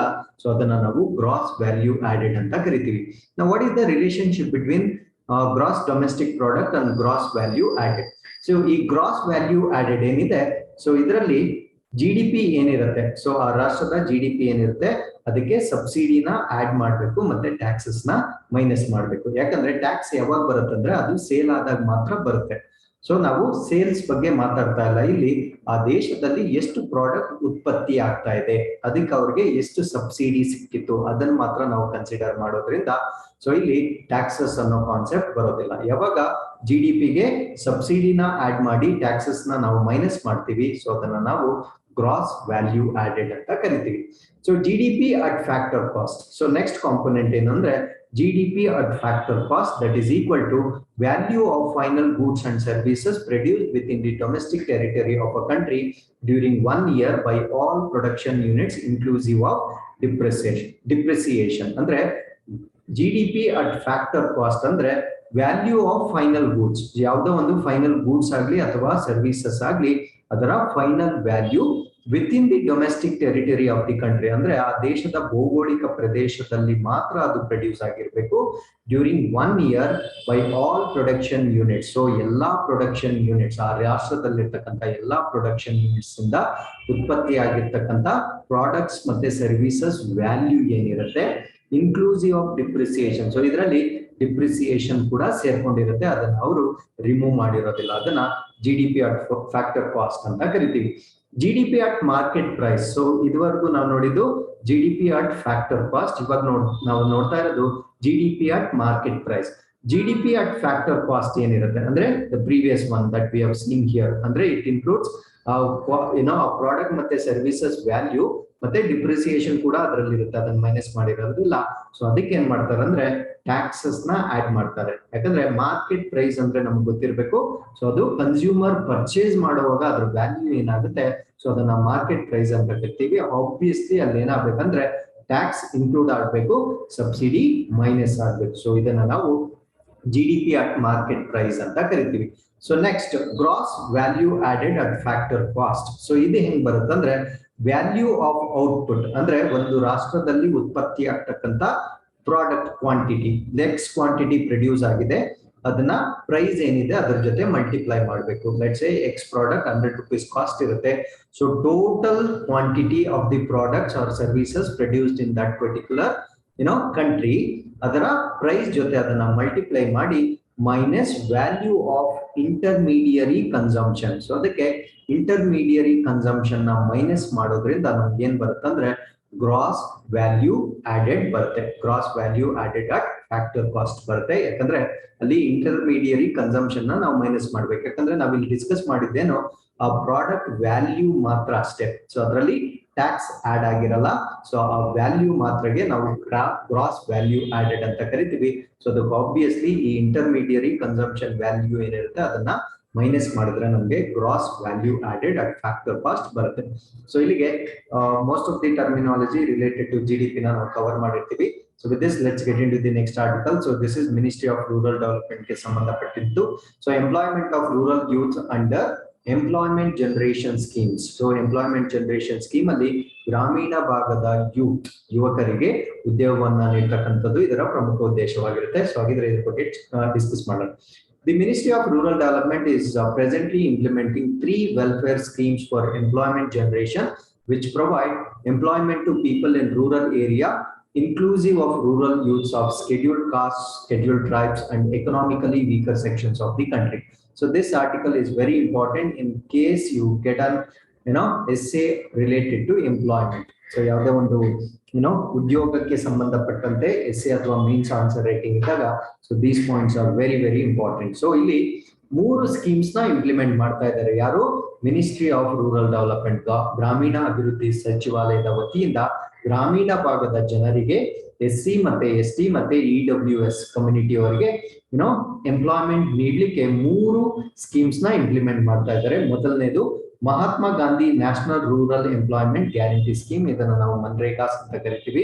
So this is demand driven wage employment program which provide for the enhancement of livelihood security of the households in rural area of the country by providing at least 100 days of guaranteed wage employment in every financial year. ಅಂದ್ರೆ ಪ್ರತಿಯೊಂದು ಆರ್ಥಿಕ ವರ್ಷದಲ್ಲಿ ಅವರಿಗೆ minimum 100 ದಿವಸದ ಒಂದು ಕೆಲಸವನ್ನ ಅವರು ಖಾತರಿ ಮಾಡ್ತಾರೆ. ಸೊ ಅದನ್ನ ನಾವು Mahatma Gandhi national rural employment guarantee scheme, 100 ದಿನಗಳ ಗ್ಯಾರಂಟಿ ಕಂಪಲ್ಸರಿ ಇದ್ದೇ ಇರುತ್ತೆ. To every household whose adult member volunteer to do unskilled manual work. ಅಂದ್ರೆ ಇದರಲ್ಲಿ ಏನು ಸ್ಕಿಲ್ಡ್ ಜಾಬ್ಸ್ ಅಂತ ಏನಿರೋದಿಲ್ಲ. ಸೊ ಅನ್ಸ್ಕಿಲ್ಡ್ ಮ್ಯಾನ್ಯುಯಲ್ ವರ್ಕ್ ಮಾಡೋದಕ್ಕೆ ಗ್ರಾಮೀಣ ಪ್ರದೇಶದ ಯುವಕರಿಗೆ 100 ದಿನಗಳ ಒಂದು ಉದ್ಯೋಗ ಖಾತರಿ ಯೋಜನೆ ಇದಾಗಿರುತ್ತೆ. ಸೊ 100 ದಿನಕ್ಕಿಂತ ಅವರು ಜಾಸ್ತಿ ಉದ್ಯೋಗ ಕೊಟ್ರೆ ಸೊ ಅದಕ್ಕೆ ಆಬ್ವಿಯಸ್ಲಿ ಅದರ ರಿಲೆವೆಂಟ್ ಪೇಮೆಂಟ್ಸ್ ಏನಿರುತ್ತೋ ಅದನ್ನ ಡೆಫಿನೆಟ್ಲಿ ಕೊಟ್ಟೆ ಕೊಡ್ತಾರೆ. ಸಪೋಸ್ 100 ದಿನಕ್ಕಿಂತ ಕೆಲಸ 50 ದಿನ ಮಾತ್ರ ಅವ್ರಿಗೆ ಎಂಪ್ಲಾಯ್ಮೆಂಟ್ ಏನಾದ್ರು ಕೊಟ್ಟಿದ್ರೆ ಇನ್ನು 50 ದಿನದ್ದು ಅವ್ರ ಕೆಲಸ ಮಾಡ್ತಿದ್ರು ಅದರ ಪೇಮೆಂಟ್ ಏನಿರುತ್ತೆ ಅದನ್ನ ಕೊಡ್ಬೇಕಾಗಿರುತ್ತೆ. ಸೊ ಅದನ್ನ ನಾವು Mahatma Gandhi national rural employment guarantee scheme ಅಂತ ಕರಿತೀವಿ. ಸೊ ಎರಡನೇ ಸ್ಕೀಮ್ ನ ನಾವು ದೀನ್ ದಯಾಳ್ ಉಪಾಧ್ಯಾಯ ಗ್ರಾಮೀಣ ಕೌಶಲ್ಯ ಯೋಜನಾ ಅಂತ ಕರಿತೀವಿ. So this is very very important. So ಇಲ್ಲಿ ನೋಡಿ, ಕೌಶಲ್ಯ ಅಂತ ಅಂತಿದ ತಕ್ಷಣ ನಾವು ಮಿನಿಸ್ಟ್ರಿ ಆಫ್ ಸ್ಕಿಲ್ ಡೆವಲಪ್ಮೆಂಟ್ ಅಂತ ಮಾಡ್ಬಿಡ್ತೀವಿ. ಬಟ್ ಇಲ್ಲಿ ನೋಡಿ, ದೀನ್ ದಯಾಳ್ ಉಪಾಧ್ಯಾಯ ಗ್ರಾಮೀಣ ಕೌಶಲ್ಯ ಯೋಜನಾ ಯಾವ ಮಿನಿಸ್ಟ್ರಿ ಅಡಿಯಲ್ಲಿ ಬರುತ್ತೆ ಅಂದ್ರೆ ನಿಮ್ಗೆ ಗೊತ್ತಿರಲಿ, ಮಿನಿಸ್ಟ್ರಿ ಆಫ್ ರೂರಲ್ ಡೆವಲಪ್ಮೆಂಟ್ ಕೆಳಗಡೆ ಬರುತ್ತೆ. It doesn't come under ministry of skill development ಕೆಳಗಡೆ ಬರೋದಿಲ್ಲ. ಸೊ ಇದನ್ನ DDU GKY ಅಂತ ಕೂಡ ಕರಿತೀವಿ. ಸೊ ಇದರ ಉದ್ದೇಶ ಏನಂದ್ರೆ this is a placement link skill development program for wage employment. So ಇದರಲ್ಲಿ ಪ್ಲೇಸ್ಮೆಂಟ್ ಕೊಡ್ತಕ್ಕಂತ ಒಂದು ಕೆಲಸ ಆಗಿರುತ್ತೆ. ಲೈಕ್ ವೊಕೇಶನಲ್ ಟ್ರೈನಿಂಗ್ ಇರುತ್ತಲ್ವಾ, ಆ ತರ ಇರುತ್ತೆ. ಸೊ ಸ್ಕಿಲ್ ಕೊಟ್ಬಿಟ್ಟು ಅವ್ರಿಗೆ ಪ್ಲೇಸ್ಮೆಂಟ್, ಸೊ ಎಲ್ಲಿ ಆ ಸ್ಕಿಲ್ ಸೂಟಬಲ್ ಆಗಿರುತ್ತೋ ಅಲ್ಲಿ ಅವರಿಗೆ ಉದ್ಯೋಗ ಕೊಡಿಸ್ತಕ್ಕಂತ ಒಂದು ಕಾರ್ಯಕ್ರಮವಾಗಿರುತ್ತೆ. Skill development through rural self employment and training institute. So ಇದನ್ನ ನಾವು 3ನೇ ಸ್ಕೀಮ್ ಅಂತ ಕರಿತೀವಿ. ಸೊ ಇದರಲ್ಲಿ ಏನೇನಾಗುತ್ತೆ ಅಂದ್ರೆ this enables training to take bank credit or start his or her own micro enterprises. So ಇದರಲ್ಲಿ ಅವರಿಗೆ ಒಂದು ಬ್ಯಾಂಕ್ ಲೋನ್ ಅಥವಾ ಕ್ರೆಡಿಟ್ ಕೊಟ್ಟು ಅವರೇ ಒಂದು ತಮ್ಮ ಸ್ವಂತ ವ್ಯಾಪಾರವನ್ನ ಸ್ಟಾರ್ಟ್ ಮಾಡ್ಲಿಕ್ಕೆ ಸಹಾಯ ಮಾಡ್ತಾರೆ. Some of such trainees may also seek regular salaried jobs. ಅದಾದ್ಮೇಲೆ ಕೆಲವೊಬ್ರು ಸ್ಯಾಲರಿಡ್ ಜಾಬ್ಸ್ ನ ಕೂಡ ಆಯ್ಕೆ ಮಾಡ್ಕೊಳ್ಬಹುದು. While MNREGA provides direct employment, DDGKY and RSETI.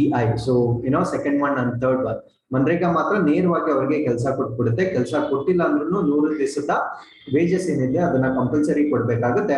ಆದ್ರೆ DDU GKY ಮತ್ತೆ RSETI schemes promote employability through either wage or self-employment, leading to economic and social development of youths of rural area of the country. So ಇಲ್ಲೇನ್ ಮಾಡ್ತಾರೆ ಅಂದ್ರೆ so ಅವ್ರನ್ನ ಒಂದು ಸ್ವಂತ ವ್ಯಾಪಾರನ ಮಾಡ್ಲಿಕ್ಕೆ ಸಹಾಯ ಮಾಡ್ತಕ್ಕಂಥದ್ದು ಅಥವಾ ಅವರಿಗೆ ಸ್ಕಿಲ್ ಕೌಶಲ್ಯವನ್ನ ನೀಡುವುದರ ಮುಖಾಂತರ ಉದ್ಯೋಗ ಪಡಿಲಿಕ್ಕೆ ಸಹಾಯ ಮಾಡೋದ್ರಿಂದ DDU GKY ಮತ್ತೆ RSETI ಒಂದು ರಾಷ್ಟ್ರದ ಆರ್ಥಿಕ ಅಭಿವೃದ್ಧಿ ಮತ್ತು ಸಾಮಾಜಿಕ ಅಭಿವೃದ್ಧಿಗೆ ಇವು ಸಹಾಯ ಮಾಡುತ್ತೆ.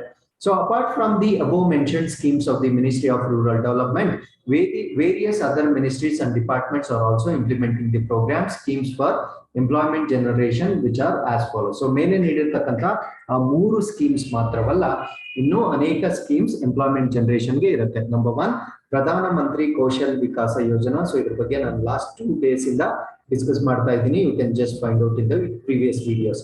ಸೊ ಇದನ್ನ ಬ್ರೀಫ್ ಆಗಿ ಹೇಳೋದಾದ್ರೆ, so under skill India mission, so ಇದನ್ನ ಸ್ಕಿಲ್ ಇಂಡಿಯಾ ಮಿಷನ್ ಅಲ್ಲಿ ಮಾಡ್ತಾ ಇದ್ದಾರೆ.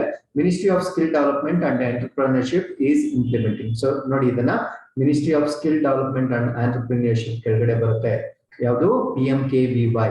So is a flagship scheme PMKVY for skill based training of youth across the country, including youth belonging to SC, ST and EWS sections under short term training. ಅಂದ್ರೆ ಅವರಿಗೆ ಒಂದು short term ಒಂದು ತರಬೇತಿ ಕೊಡುವುದರ ಮುಖಾಂತರ ಅಂಡ್ ರೆಕಗ್ನಿಷನ್ ಆಫ್ ಪ್ರಿಯರ್ ಲರ್ನಿಂಗ್, ಅಂದ್ರೆ ಅವರಿಗೆ ಮುಂಚೆನೆ ಏನಾದ್ರು ಸ್ಕಿಲ್ ಇದ್ರೆ ಅದನ್ನ ಅಪ್ಗ್ರೇಡ್ ಮಾಡೋದು ಇದರ ಪ್ರಮುಖ ಉದ್ದೇಶವಾಗಿರುತ್ತೆ.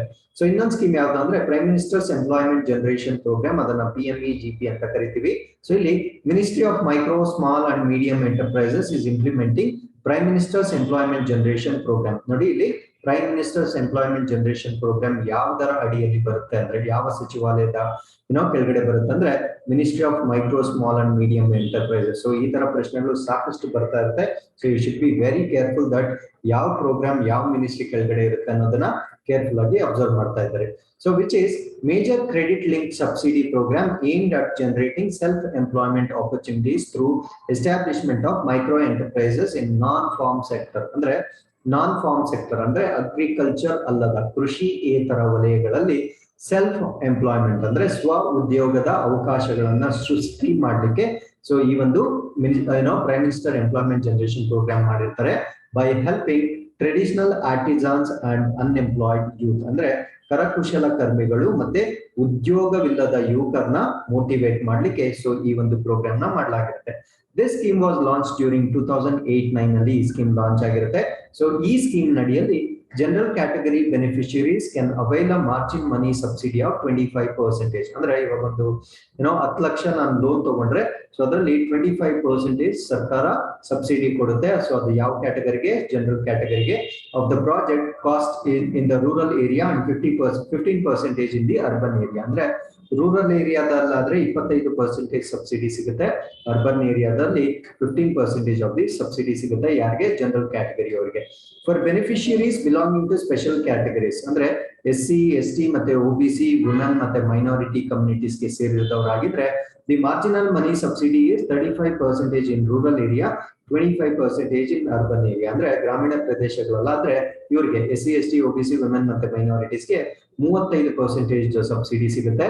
ಅದಾದ್ಮೇಲೆ ರೂರಲ್ ಏರಿಯಾದಲ್ಲಿ ಅಂದ್ರೆ ಮಾರ್ಜಿನಲ್ ಇನ್ ರೂರಲ್ ಏರಿಯಾ 35%, ನಗರ ಪ್ರದೇಶಗಳಾದ್ರೆ 25% ಸಬ್ಸಿಡಿ ಸಿಗುತ್ತೆ.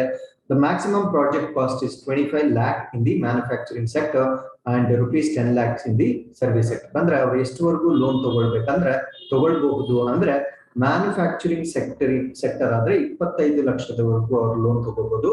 ಅದೇ ಸರ್ವಿಸ್ ಸೆಕ್ಟರ್ ಆದ್ರೆ 10 ಲಕ್ಷದವರೆಗೂ ಅವರು ಲೋನ್ ತಗೊಳ್ಳಿಕ್ಕೆ ಪ್ರಾವಿಷನ್ ಇರುತ್ತೆ under Prime Minister's Employment Generation Program. So with this, let's get into the next article.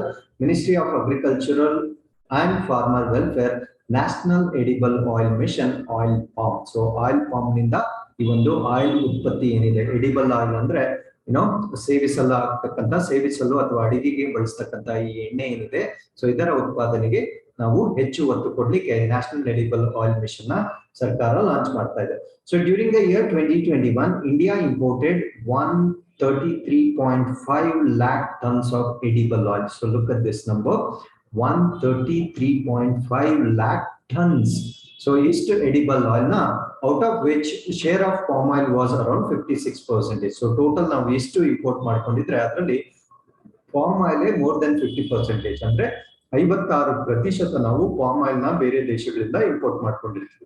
The National Mission on Edible Oil, Oil Palm, has been launched with the aim to augment the availability of edible oil in the country by harnessing area expansion, increasing crude oil production with the aim to reduce the import burden. So ಈ ಒಂದು ಉದ್ದೇಶದಿಂದ, ಯಾಕಂದ್ರೆ 133.5 lakh tons ನಾವು import ಮಾಡ್ಕೊಳ್ತಾ ಇರೋದ್ರಿಂದ so ಆ import value ಏನಿರುತ್ತೆ ಅದನ್ನ ರಿಡ್ಯೂಸ್ ಮಾಡ್ಕೊಳ್ಳೋ ಸಲುವಾಗಿ national mission on edible oil, oil palm ಅನ್ನೋ ಮಿಷನ್ ನ ಸರ್ಕಾರ ಲಾಂಚ್ ಮಾಡಿರುತ್ತೆ. ಸೊ ಇದರಿಂದ ಏರಿಯಾ ಎಕ್ಸ್ಪ್ಯಾನ್ಷನ್ ಅಂದ್ರೆ ಈ ಪಾಮ್ ಆಯಿಲ್ ಕಲ್ಟಿವೇಶನ್ ಏನಿರುತ್ತಲ್ವಾ ಆ ಏರಿಯಾ ಎಕ್ಸ್ಪ್ಯಾನ್ಷನ್ ಮಾಡೋದು ಇದರ ಪ್ರಮುಖ ಉದ್ದೇಶವಾಗಿರುತ್ತೆ. The salient features of this mission include assistance for planting material. So ಇದರಿಂದ ಏನ್ ಮಾಡ್ತಾರೆ ಅಂದ್ರೆ ಯಾರ್ಯಾರು ಇದರಲ್ಲಿ ಆಸಕ್ತಿ ಇರುತ್ತೋ ಅವ್ರಿಗೆ ಈ ಪ್ಲಾಂಟೇಶನ್ ಮಾಡ್ಲಿಕ್ಕೆ ಸಹಾಯ ಮಾಡ್ತಾರೆ. Inputs for intercropping up to gestation period of 4 years and for maintenance. ಯಾಕಂದ್ರೆ ಇದು ಬೆಳೆ ಹಾಕಿದ ವರ್ಷನೇ ನಮ್ಗೆ ಆಯಿಲ್ ಪ್ರೊಡಕ್ಷನ್ ಸಿಗೋದಿಲ್ಲ, ನಾವು 4 ವರ್ಷದವರೆಗೂ ವೇಟ್ ಮಾಡ್ಬೇಕಾಗುತ್ತೆ. ಸೊ ಅದರಿಂದ ಇಂಟರ್ ಕ್ರಾಪಿಂಗ್, ಸೊ ಆ ಸಮಯದಲ್ಲಿ ಬೇರೆ ಬೆಳೆಗಳನ್ನ ಬೆಳಿಲಿಕ್ಕೆ ಸಹಾಯ ಮಾಡುತ್ತೆ. ಯಾಕಂದ್ರೆ ಈ ಫಾರ್ಮರ್ಸ್ ಅಂದ್ರೆ ಅವರು ಅಷ್ಟು 4 ವರ್ಷ 5 ವರ್ಷದವರೆಗೂ ವೇಟ್ ಮಾಡೋಷ್ಟು ಕೆಪಾಸಿಟಿ ಇರಲ್ಲ, ಬಿಕಾಸ್ ಅವ್ರ ಇನ್ಕಮ್ ಜನರೇಷನ್ ಅಷ್ಟು ಚೆನ್ನಾಗಿರಲ್ಲ. ಅದರಿಂದ ಅವ್ರನ್ನ ಎನ್ಕರೇಜ್ ಮಾಡ್ಲಿಕ್ಕೆ ಇಂಟರ್ ಕ್ರಾಪಿಂಗ್, ಸೊ ಆ ಕ್ರಾಪ್ ಬರೋಷ್ಟಕ್ಕೆ ಮಧ್ಯದಲ್ಲಿ ಬೇರೆ ಏನೇನ್ ಕ್ರಾಪ್ಸ್ ಮಾಡ್ಬೋದು ಅದನ್ನೆಲ್ಲ ಸಹಾಯ ಮಾಡ್ತಾರೆ. Establishment of seed garden, so ಆ ಒಂದು ಸೀಡ್ ಗಾರ್ಡನ್ಸ್ ನ ಎಸ್ಟಾಬ್ಲಿಷ್ ಮಾಡಕ್ಕೆ ಅವರು ಸಹಾಯ ಮಾಡ್ತಾರೆ. ಅದಾದ್ಮೇಲೆ ನರ್ಸರಿ, ಸೊ ಈ ಸಸಿಗಳು ಬೇಕಲ್ವಾ ಆಯಿಲ್ ಪಾಮ್, ಅದಕ್ಕೆ ಸಹಾಯ ಮಾಡ್ತಾರೆ. ಮೈಕ್ರೋ ಇರಿಗೇಷನ್ ಅಂದ್ರೆ ಈ ಹನಿ ನೀರಾವರಿ, ಸ್ಪ್ರಿಂಕ್ಲರ್ ಮತ್ತೆ ದಿ ಹನಿ ನೀರಾವರಿ ಪದ್ಧತಿಗಳಿಗೆ ಸಹಾಯ ಮಾಡ್ತಾರೆ. Borewell, pump set, water harvesting structure, so ಇದಕ್ಕೆಲ್ಲ ಈ ಮಿಷನ್ ಅಡಿಯಲ್ಲಿ ಸಹಾಯ ಇರುತ್ತೆ. ವರ್ಮಿ ಕಾಂಪೋಸ್ಟ್ ಯೂನಿಟ್ ಅಂದ್ರೆ ಕೃತಕ ಗೊಬ್ಬರಗಳನ್ನ ಬಳಸದೆ ನ್ಯಾಚುರಲಿ ಬಳಸ್ತಕ್ಕಂಥ ಗೊಬ್ಬರವನ್ನ ನಾವು ವರ್ಮಿ ಕಾಂಪೋಸ್ಟ್ ಅಂತ ಕರಿತೀವಿ. ಅಂದ್ರೆ ಎರೆಹುಳದ ಗೊಬ್ಬರನ್ನ ತಯಾರಿ ಮಾಡ್ಲಿಕ್ಕೆ ಸಹಾಯ ಮಾಡ್ತಾರೆ. ಅದಾದ್ಮೇಲೆ ಸೋಲಾರ್ ಪಂಪ್ಸ್, ಹಾರ್ವೆಸ್ಟಿಂಗ್ ಟೂಲ್ಸ್ ಅಂದ್ರೆ ಬೆಳೆ ಬಂದ ನಂತರ ಅದನ್ನ ಹೇಗೆ ಹಾರ್ವೆಸ್ಟ್ ಮಾಡೋದು ಅದಕ್ಕೆ ಬೇಕಾಗಿರ್ತಕ್ಕಂಥ ಟೂಲ್ಸ್ ಇರ್ಬೋದು. Custom hiring centre come harvesting groups, ಅದಕ್ಕೆ ಬೇಕಾಗಿರ್ತಕ್ಕಂಥ ಹಾರ್ವೆಸ್ಟರ್ ಗ್ರೂಪ್ಸ್ ಏನಿರ್ತಾರೆ, ಆ ಬೆಳೆ ತೆಗಿಲಿಕ್ಕೆ ಬೇಕಾಗಿರ್ತಕ್ಕಂಥ ಸ್ಕಿಲ್ಡ್ ವರ್ಕರ್ಸ್ ಏನಿರ್ತಾರೆ ಅವರ ಸಹಾಯ ಮಾಡ್ತಾರೆ. ಫಾರ್ಮರ್ಸ್ ಅಂಡ್ ಆಫೀಸರ್ಸ್ ಟ್ರೈನಿಂಗ್, ಆ ರೈತರಿಗೆ ಬೇಕಾಗಿರ್ತಕ್ಕಂಥ ತರಬೇತಿ ಕೊಡತಕ್ಕಂಥದ್ದು ಸಹಾಯ ಮಾಡುತ್ತೆ. And for replanting of old oil palm gardens, ಅಂದ್ರೆ already old oil palm gardens ಇದ್ರೆ ಅದನ್ನ ಮತ್ತೆ ರೀಪ್ಲಾಂಟಿಂಗ್ ಮಾಡ್ಲಿಕ್ಕೆ ಸಹಾಯ ಮಾಡ್ತಾರೆ. ಸೊ ಇಷ್ಟು ಅನುಕೂಲಗಳನ್ನ ministry of agriculture and farmer welfare ಅಲ್ಲಿ ಬರ್ತಕ್ಕಂಥ ನ್ಯಾಷನಲ್ ಎಡಿಬಲ್ ಆಯಿಲ್ ಮಿಷನ್ ಅಡಿಯಲ್ಲಿ ಮಾಡಲಾಗುತ್ತೆ.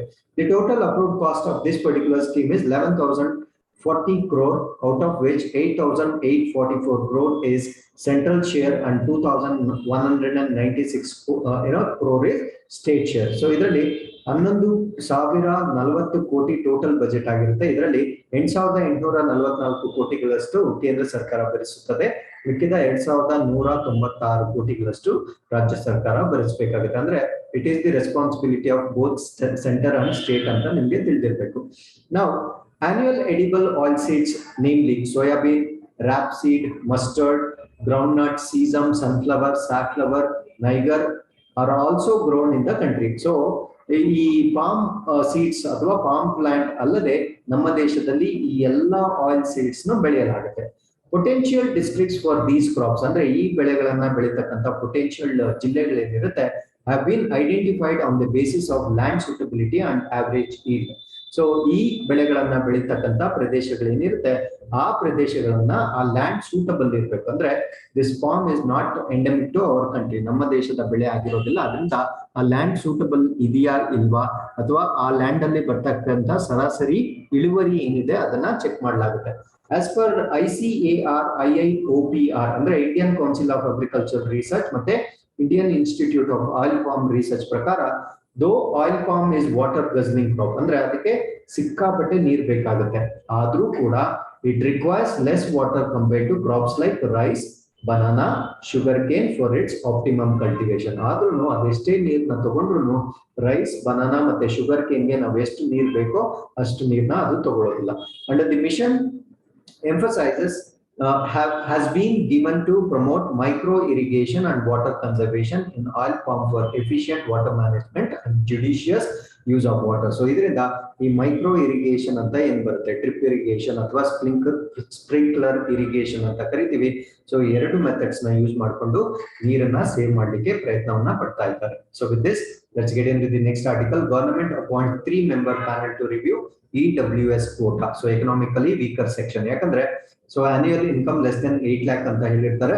ಸೊ ಇದು ಸುಪ್ರೀಂ ಕೋರ್ಟ್ ಕ್ವೆಶನ್ ಮಾಡಿರುತ್ತೆ, ಯಾಕಂದ್ರೆ OBC ಕ್ಯಾಟಗರಿಯಲ್ಲಿ ಸೊ 8 ಲಕ್ಷಕ್ಕಿಂತ ಜಾಸ್ತಿ ಆನ್ಯುಯಲ್ ಇನ್ಕಮ್ ಇರೋರ್ನ ಕ್ರೀಮಿ ಲೇಯರ್ ಅಂತ ಸಪರೇಟ್ ಮಾಡ್ತಾ ಇದ್ದಾರೆ. ಹಾಗಿದ್ರೆ ಇಲ್ಲಿ ಕ್ರೀಮಿ ಲೇಯರ್ ಅಂತ ಅವ್ರಿಗೆ ರಿಸರ್ವೇಶನ್ ಕಟ್ ಮಾಡೋದಾದ್ರೆ ಎಕನಾಮಿಕಲಿ ವೀಕರ್ ಸೆಕ್ಷನ್ಗೆ ಸೇಮ್ 8 lakh rupees ಹೇಗೆ ಅದು ಹೌ ಕ್ಯಾನ್ ಯು ಜಸ್ಟಿಫೈ ಅಂದಾಗ, so government has set up a new committee to actually re-look into this particular concept.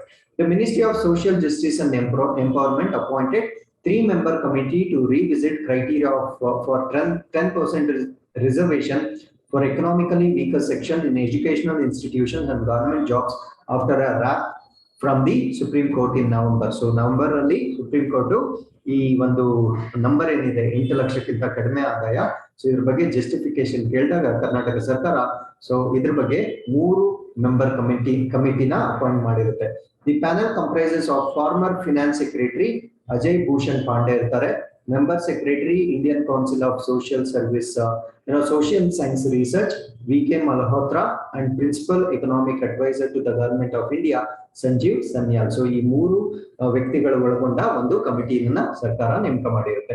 The supreme court last month observe that the central could not pull out of thin air the 8 lakh annual income limit to identify the economically weaker section for providing 10% quota and questioned if the attempt was to make unequals equal ಅಂತ ಪ್ರಶ್ನೆ ಕೇಳ್ತಾರೆ. ನಾನು ಮುಂಚೆನೆ ಹೇಳಿದಾಗೆ ಇದು ಯಾಕೆ ಈ number ಯಾಕೆ ಅಷ್ಟು ಡಿಬೇಟಬಲ್ ಇದೆ ಅಂತ. ಸೊ ಕ್ರೀಮಿ ಲೇಯರ್ OBC ಅಲ್ಲಿ ಬರ್ತಕ್ಕಂತ ಕ್ಯಾಟಗರಿ ಏನಿದೆ ಅಲ್ಲಿ 8 ಲಕ್ಷಕ್ಕಿಂತ ಜಾಸ್ತಿ ಅನ್ಯುವಲ್ ಇನ್ಕಮ್ ಇದ್ರೆ ಅವ್ರನ್ನ ಕ್ರೀಮಿ ಲೇಯರ್ ಅಂತ ಅವ್ರಿಗೆ ಯಾವುದೇ ರಿಸರ್ವೇಶನ್ ಕೊಡೋದಿಲ್ಲ. ಹಾಗಿದ್ರೆ ಸೇಮ್ 8 lakh ಅಡಿಯಲ್ಲಿ ನೀವು ಎಕನಾಮಿಕಲಿ ವೀಕರ್ ಸೆಕ್ಷನ್ ಅಂತ 10% ರಿಸರ್ವೇಶನ್ ಹೇಗೆ ಕೊಡ್ತಾ ಇದ್ರೆ ಅಂತ ಸುಪ್ರೀಂ ಕೋರ್ಟ್ ಹೇಳಿದ ನಂತರ ಸೊ ಈ ಒಂದು ಪ್ರೋಸೆಸ್ ನ ಮಾಡಲಾಗ್ತಾ ಇದೆ. So with this let's go to the next article. Unemployment rate at 9.3% in Jan-March 2021 as per NSO survey. NSO ಅಂದ್ರೆ National Statistical Office ಅಂತ ಕರಿತೀವಿ. So unemployment rate for all ages in urban areas rose to 9.3. So urban ಏರಿಯಾಗಳಲ್ಲಿ ಇದು 9.3% increase ಆಗಿರುತ್ತೆ. So ಯಾವ time period ಅಂದ್ರೆ ಜನವರಿ to March 2021 from 9.1. So ಇದು ಮುಂಚೆ 9.1 ಇತ್ತು, ಇವಾಗ 9.3 ಆಗಿದೆ ಇನ್ the same months of the previous year. ಕಳೆದ ವರ್ಷ ಇದೇ ತಿಂಗಳುಗಳಲ್ಲಿ ಇದು 9.1 ಇತ್ತು, ಇವತ್ತು 9.3 ಆಗಿದೆ.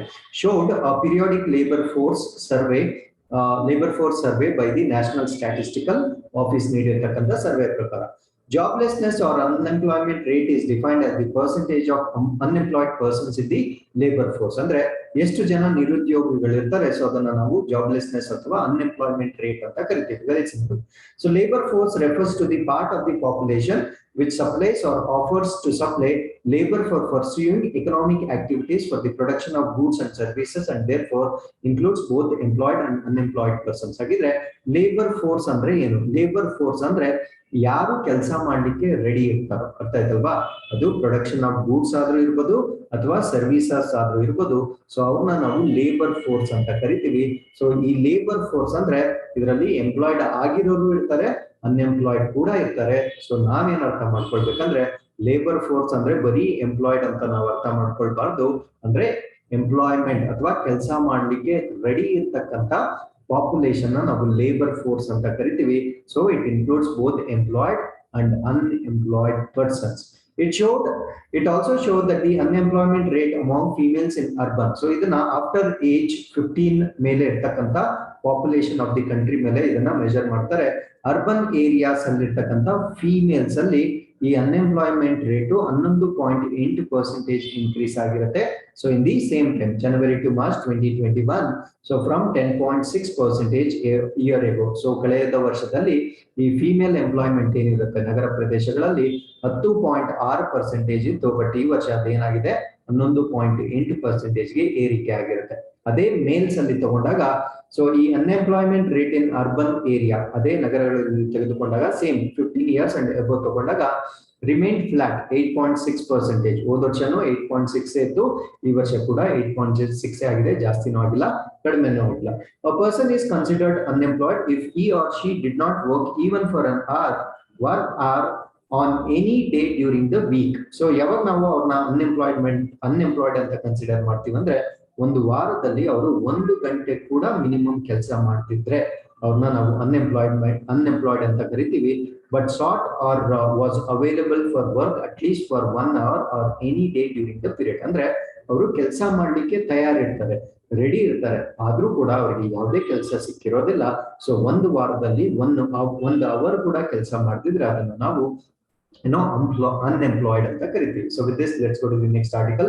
So this article is related to Ministry of Communication. So India and the ITU joint cyber drill 2021 commences. So what is ITU? Department of Telecommunication and International Telecommunication Union have commenced India ITU joint cyber drill. So ಇದು International Telecommunication Union ಜೊತೆ department of telecommunication ಅಂದ್ರೆ ಭಾರತ ರಾಷ್ಟ್ರದ department of telecommunication ಸಹಯೋಗದೊಂದಿಗೆ ಒಂದು joint cyber drill ನ ಮಾಡ್ತಾ ಇದ್ದಾರೆ. This cyber drill intended for Indian entities, especially critical network infrastructure operations. So ಈ ಒಂದು ಇನ್ಫ್ರಾಸ್ಟ್ರಕ್ಚರ್ ಆಪರೇಷನ್ಸ್ ಅಂದ್ರೆ ಮೂಲ ಸೌಕರ್ಯಗಳ ಒಂದು ಆಪರೇಷನ್ ಏನಿದೆ, ಸೊ ಅದರ ಸಲುವಾಗಿ ಈ ಒಂದು ಡ್ರಿಲ್ ನ ಮಾಡಲಾಗ್ತಾ ಇದೆ. Several high level speakers, panelist, experts from ITU, United Nations Office on Drug, Crime and Interpol, National Security Council Secretariat, Adadmale Indian Computer Emergency Response Team and other eminent organizations participated in the inaugural session. So ಈ inaugural session ಅಲ್ಲಿ ಈ ಎಲ್ಲ ನಾನು major mention ಮಾಡಿರ್ತಕ್ಕಂಥ ಎಲ್ಲಾ ಒಂದು organisations ಇಂದ speakers ಮತ್ತೆ ಎಕ್ಸ್ಪರ್ಟ್ಸ್ ಪಾರ್ಟಿಸಿಪೇಟ್ ಮಾಡಿರ್ತಾರೆ. So with this let's get into the next article. Ministry of mines ಅಂದ್ರೆ ಗಣಿಗಾರಿಕೆ ಸಚಿವಾಲಯಕ್ಕೆ ಸಂಬಂಧಪಟ್ಟಿದ್ದು gold ore reserves in India. So Bharat ರಾಷ್ಟ್ರದಲ್ಲಿರ್ತಕ್ಕಂಥ ಈ ಚಿನ್ನದ ಅದಿರು ನಿಕ್ಷೇಪಗಳ ಬಗ್ಗೆ ಮಾತಾಡ್ತಾ ಇದ್ದೀವಿ. So as per the national mineral inventory, the total resources of primary gold ore in the country as on 1/4/2015 are estimated at 501.83 million tons. ಯಾವ ಡೇಟ್ಗೆ 2015ಕ್ಕೆ ಪ್ರೈಮರಿ ಗೋಲ್ಡ್ ಓರ್ ಅಂದ್ರೆ ಅದನ್ನ ಇನ್ನು ಪ್ರೋಸೆಸ್ ಮಾಡಿರೋದಿಲ್ಲ, ಅದರಲ್ಲಿ ವೇಸ್ಟ್ ಕಂಟೆಂಟ್ ಕೂಡ ಇರುತ್ತೆ, ಗೋಲ್ಡ್ ಕೂಡ ಇರುತ್ತೆ. ಅದು ಭಾರತದಲ್ಲಿ ಎಷ್ಟಿರ್ಬೋದು ಅಂತ ಎಸ್ಟಿಮೇಟ್ ಮಾಡಲಾಗಿದೆ ಅಂದ್ರೆ 501.83 ಮಿಲಿಯನ್ ಟನ್ಸ್ ಇರುತ್ತೆ. ಅದರಲ್ಲಿ ಅದನ್ನ ಪ್ರೋಸೆಸ್ ಮಾಡಿದಾಗ 654.74 ಟನ್ಸ್ ಆಫ್ ಗೋಲ್ಡ್ ಮಾತ್ರ ನಮಗೆ ಸಿಗುತ್ತೆ. ಇಲ್ಲಿ ಇದು ಮಿಲಿಯನ್ಸ್ ಅಲ್ಲಿ ಇದೆ, ಇಲ್ಲಿ ಬರೀ ಟನ್ಸ್ ಅಲ್ಲಿ ಇದೆ. ನೋಡಿ ಎಷ್ಟು ವೇಸ್ಟ್ ಪ್ರಾಡಕ್ಟ್ ಇರುತ್ತೆ ಅಂತ. And out of this Bihar is endowed with 222.8885 million tons, 44% of the ore containing 37.6 tons of metal. ಅಂದ್ರೆ ಈ ಒಟ್ಟು total primary gold metal ore ಏನಿದೆ ಅದರಲ್ಲಿ ಬಿಹಾರಲ್ಲಿ ಇರ್ತಕ್ಕಂಥ ಓರ್ ಹೈಯೆಸ್ಟ್ ಇರುತ್ತೆ. ಅಂದ್ರೆ 220.885 ಅಂದ್ರೆ 44% ಓರ್ ಬಿಹಾರಲ್ಲೇ ಸಿಗುತ್ತೆ. ಸೊ ಅದರಲ್ಲಿ 37.6 tons ಆಫ್ ದಿ ಗೋಲ್ಡ್ ನಮಗೆ ಸಿಗುತ್ತೆ. These resources of gold in Bihar are categorized under United National Framework Classification. So this is very, very important. UNFC classification ಪ್ರಕಾರ ಈ ದೇಶದಲ್ಲಿರ್ತಕ್ಕಂಥ ಈ ಗೋಲ್ಡ್ ಮೆಟಲ್ ನ ಮೆಜರ್ ಮಾಡಲಾಗುತ್ತೆ. ಅದರಲ್ಲಿ ಎರಡು ಕೋಡ್ ಬರುತ್ತೆ. ಒಂದನ್ನ ನಾವು ಕೋಡ್ 333 ಅಂತ ಕರಿತೀವಿ. ಸೊ ಇದ್ರ ಪ್ರಕಾರ 128.85 million tons containing 21.6 tons of metal. So ಇನ್ನೊಂದು ಕೋಡ್ ನಾವು UNFC ಕೋಡ್ ನಂಬರ್ 334 ಅಂತ ಕರಿತೀವಿ. ಇದರ ಪ್ರಕಾರ 94 million tons containing 16 tons of metal Bharat ರಾಷ್ಟ್ರದಲ್ಲಿ ಇರುವುದು ಪತ್ತೆ ಆಗಿರುತ್ತೆ. The entire resource of gold ore in Bihar is located in Sono area of Jamui district. So Jamui district ಅಲ್ಲಿ ಇರ್ತಕ್ಕಂಥ ಸೋನೋ ಏರಿಯಾ. ಸೊ ಎಷ್ಟು ಕೋರಿಲೇಟೆಡ್ ಇದೆ ನೋಡಿ, ಸೋನೋ ಅಂದ್ರೆ ಗೋಲ್ಡ್. ಸೊ ಗೋಲ್ಡ್ ಏರಿಯಾದಲ್ಲಿ ಸೊ ಇಷ್ಟು ಮೇಜರ್ ರಿಸೋರ್ಸಸ್ ಆಫ್ ಗೋಲ್ಡ್ ಇನ್ ಬಿಹಾರ್ ನಾವು ನೋಡಬಹುದಾಗಿರುತ್ತೆ. During the last 5 years, Geological Survey of India, an attached office of Ministry of Mines, has carried out G4 stage reconnaissance survey ಅಂತ ಹೇಳ್ತೀವಿ. So ಇಲ್ಲಿ UNFC ಪ್ರಕಾರ ಕೆಲವೊಂದು stages ಇರುತ್ತೆ. ಆ ಸ್ಟೇಜಸ್ ನಾವು ನೆಕ್ಸ್ಟ್ ಸ್ಲೈಡ್ ಅಲ್ಲಿ ಡಿಸ್ಕಸ್ ಮಾಡ್ತೀವಿ.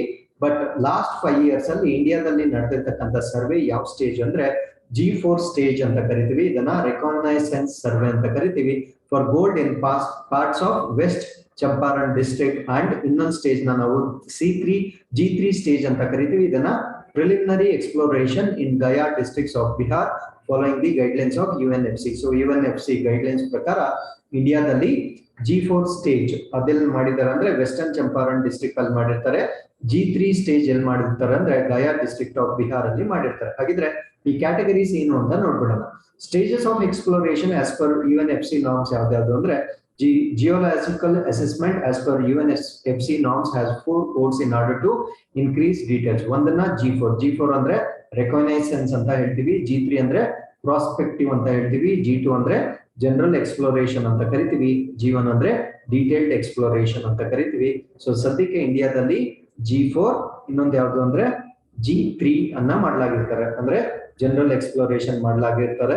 So each stage generates resource data with a clearly defined degrees of geological assurance. So ಪ್ರತಿಯೊಂದು ಡಿಗ್ರಿಯಲ್ಲಿ ಒಂದು ಲೆವೆಲ್ ಆಫ್ ಕ್ಲಿಯರ್ ಡೇಟಾ ನಮಗೆ ಸಿಗ್ತಾ ಹೋಗುತ್ತೆ. So this are all the norms of UNFC with respect to the isolation of the metal. So with this, let's get into the next article.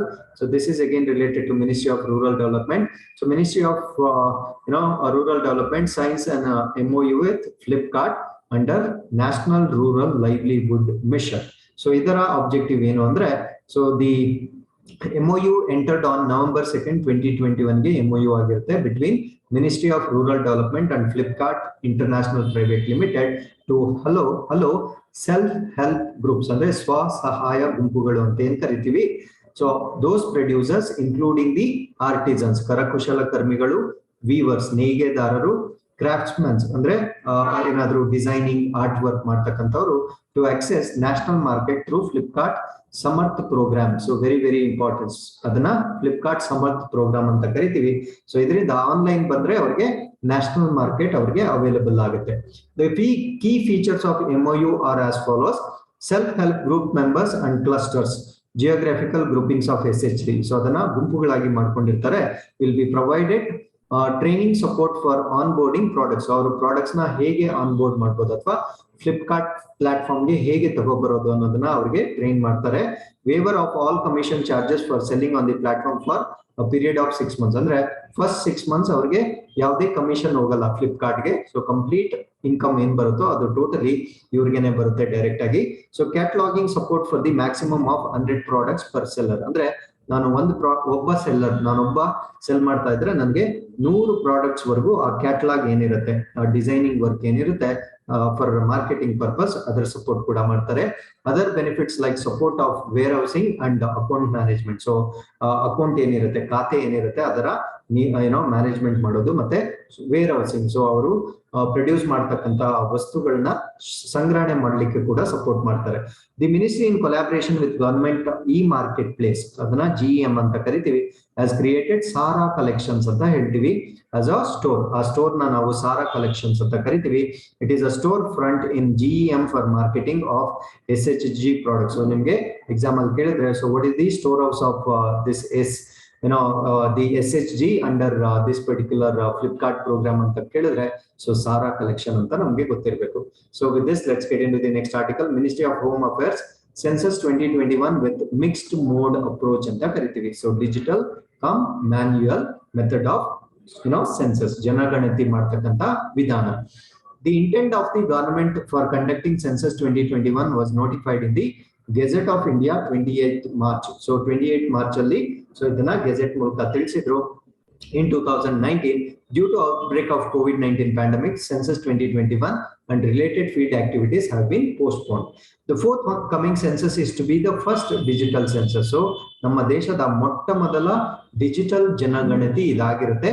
Mobile app for collection of data and census portal for management and monitoring of various census related activities have been developed. So ಇದಕ್ಕೆ ಸಂಬಂಧಪಟ್ಟಂತೆ mobile application ಕೂಡ ಮತ್ತೆ census portal ನ ಕೂಡ ಒಂದು develop ಮಾಡಿರ್ತಾರೆ.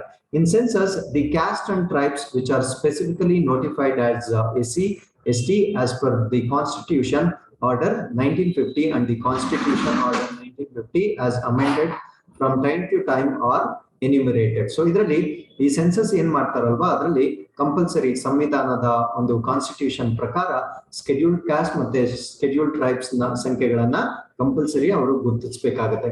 The government of India has not enumerated caste wide population other than SC ST in census since independence. ನಾವು ಸ್ವತಂತ್ರ ಬಂದಾಗಿನಿಂದ ಇದುವರೆಗೂ SC ಮತ್ತೆ ST ಕಮ್ಯುನಿಟಿ ಬಿಟ್ಟು ಬೇರೆ ಯಾವ ಕಮ್ಯುನಿಟಿ ಪಾಪ್ಯುಲೇಷನ್ ಕೂಡ ಎಸ್ಟಿಮೇಟ್ ಮಾಡಿರೋದಿಲ್ಲ according to standard census of the country. The names of the mother tongue and 2 other languages known in order to proficiency are to be recorded by the enumerator in the forthcoming census as responded by each person. ಅಂದ್ರೆ ಈ ಸತಿ census ಬಂದಾಗ ಆ mother tongue ಜೊತೆ ಇನ್ಯಾವುದಾದ್ರೂ 2 ಭಾಷೆಗಳು ಗೊತ್ತಿದ್ರೆ so ಅದನ್ನು ಕೂಡ ಮೆಜರ್ ಮಾಡ್ಲಿಕ್ಕೆ ಈ ಒಂದು ಪಾಯಿಂಟ್ ನ ಆಡ್ ಮಾಡಲಾಗಿದೆ. With this we have completed all the current affairs. So now we have come to Inquest one-liners. Admiral R. Hari Kumar took charge as the 25th Chief of Naval Staff from Admiral Karambir Singh, who retired after 41 years of career. So ಈ chief of naval staff ಏನಿದ್ದಾರೆ, so ಅದರ chief ಆಗಿ naval staff ನ chief ಆಗಿ next R. Harikumar ಅವರು ಆಯ್ಕೆ ಆಗಿರ್ತಾರೆ. So ಇದಕ್ಕಿಂತ ಮುಂಚೆ ಯಾರಿದ್ರು ಅಂದ್ರೆ ಅಡ್ಮಿರಲ್ ಕರಂಬೀರ್ ಸಿಂಗ್ ಇರ್ತಾರೆ. ಹಿ ವಾಸ್ ಅಂದ್ರೆ ಹರಿಕುಮಾರ್ ಅವರು earlier the flag officer commanding in chief of the western naval command ನ ಅವರು ಚೀಫ್ ಆಗಿ ಸೇವೆ ಸಲ್ಲಿಸಿರ್ತಾರೆ. So with this we have come to the Inquest challenge. So you can just read the answers, go through the options and give us the answers. We will be waiting for your replies. So ilige ivattina ella activities mugdirutte. So if you have any doubts, definitely you should put in the comments box. We will be more than happy to answer to your questions. Thanks for watching. Namaskar.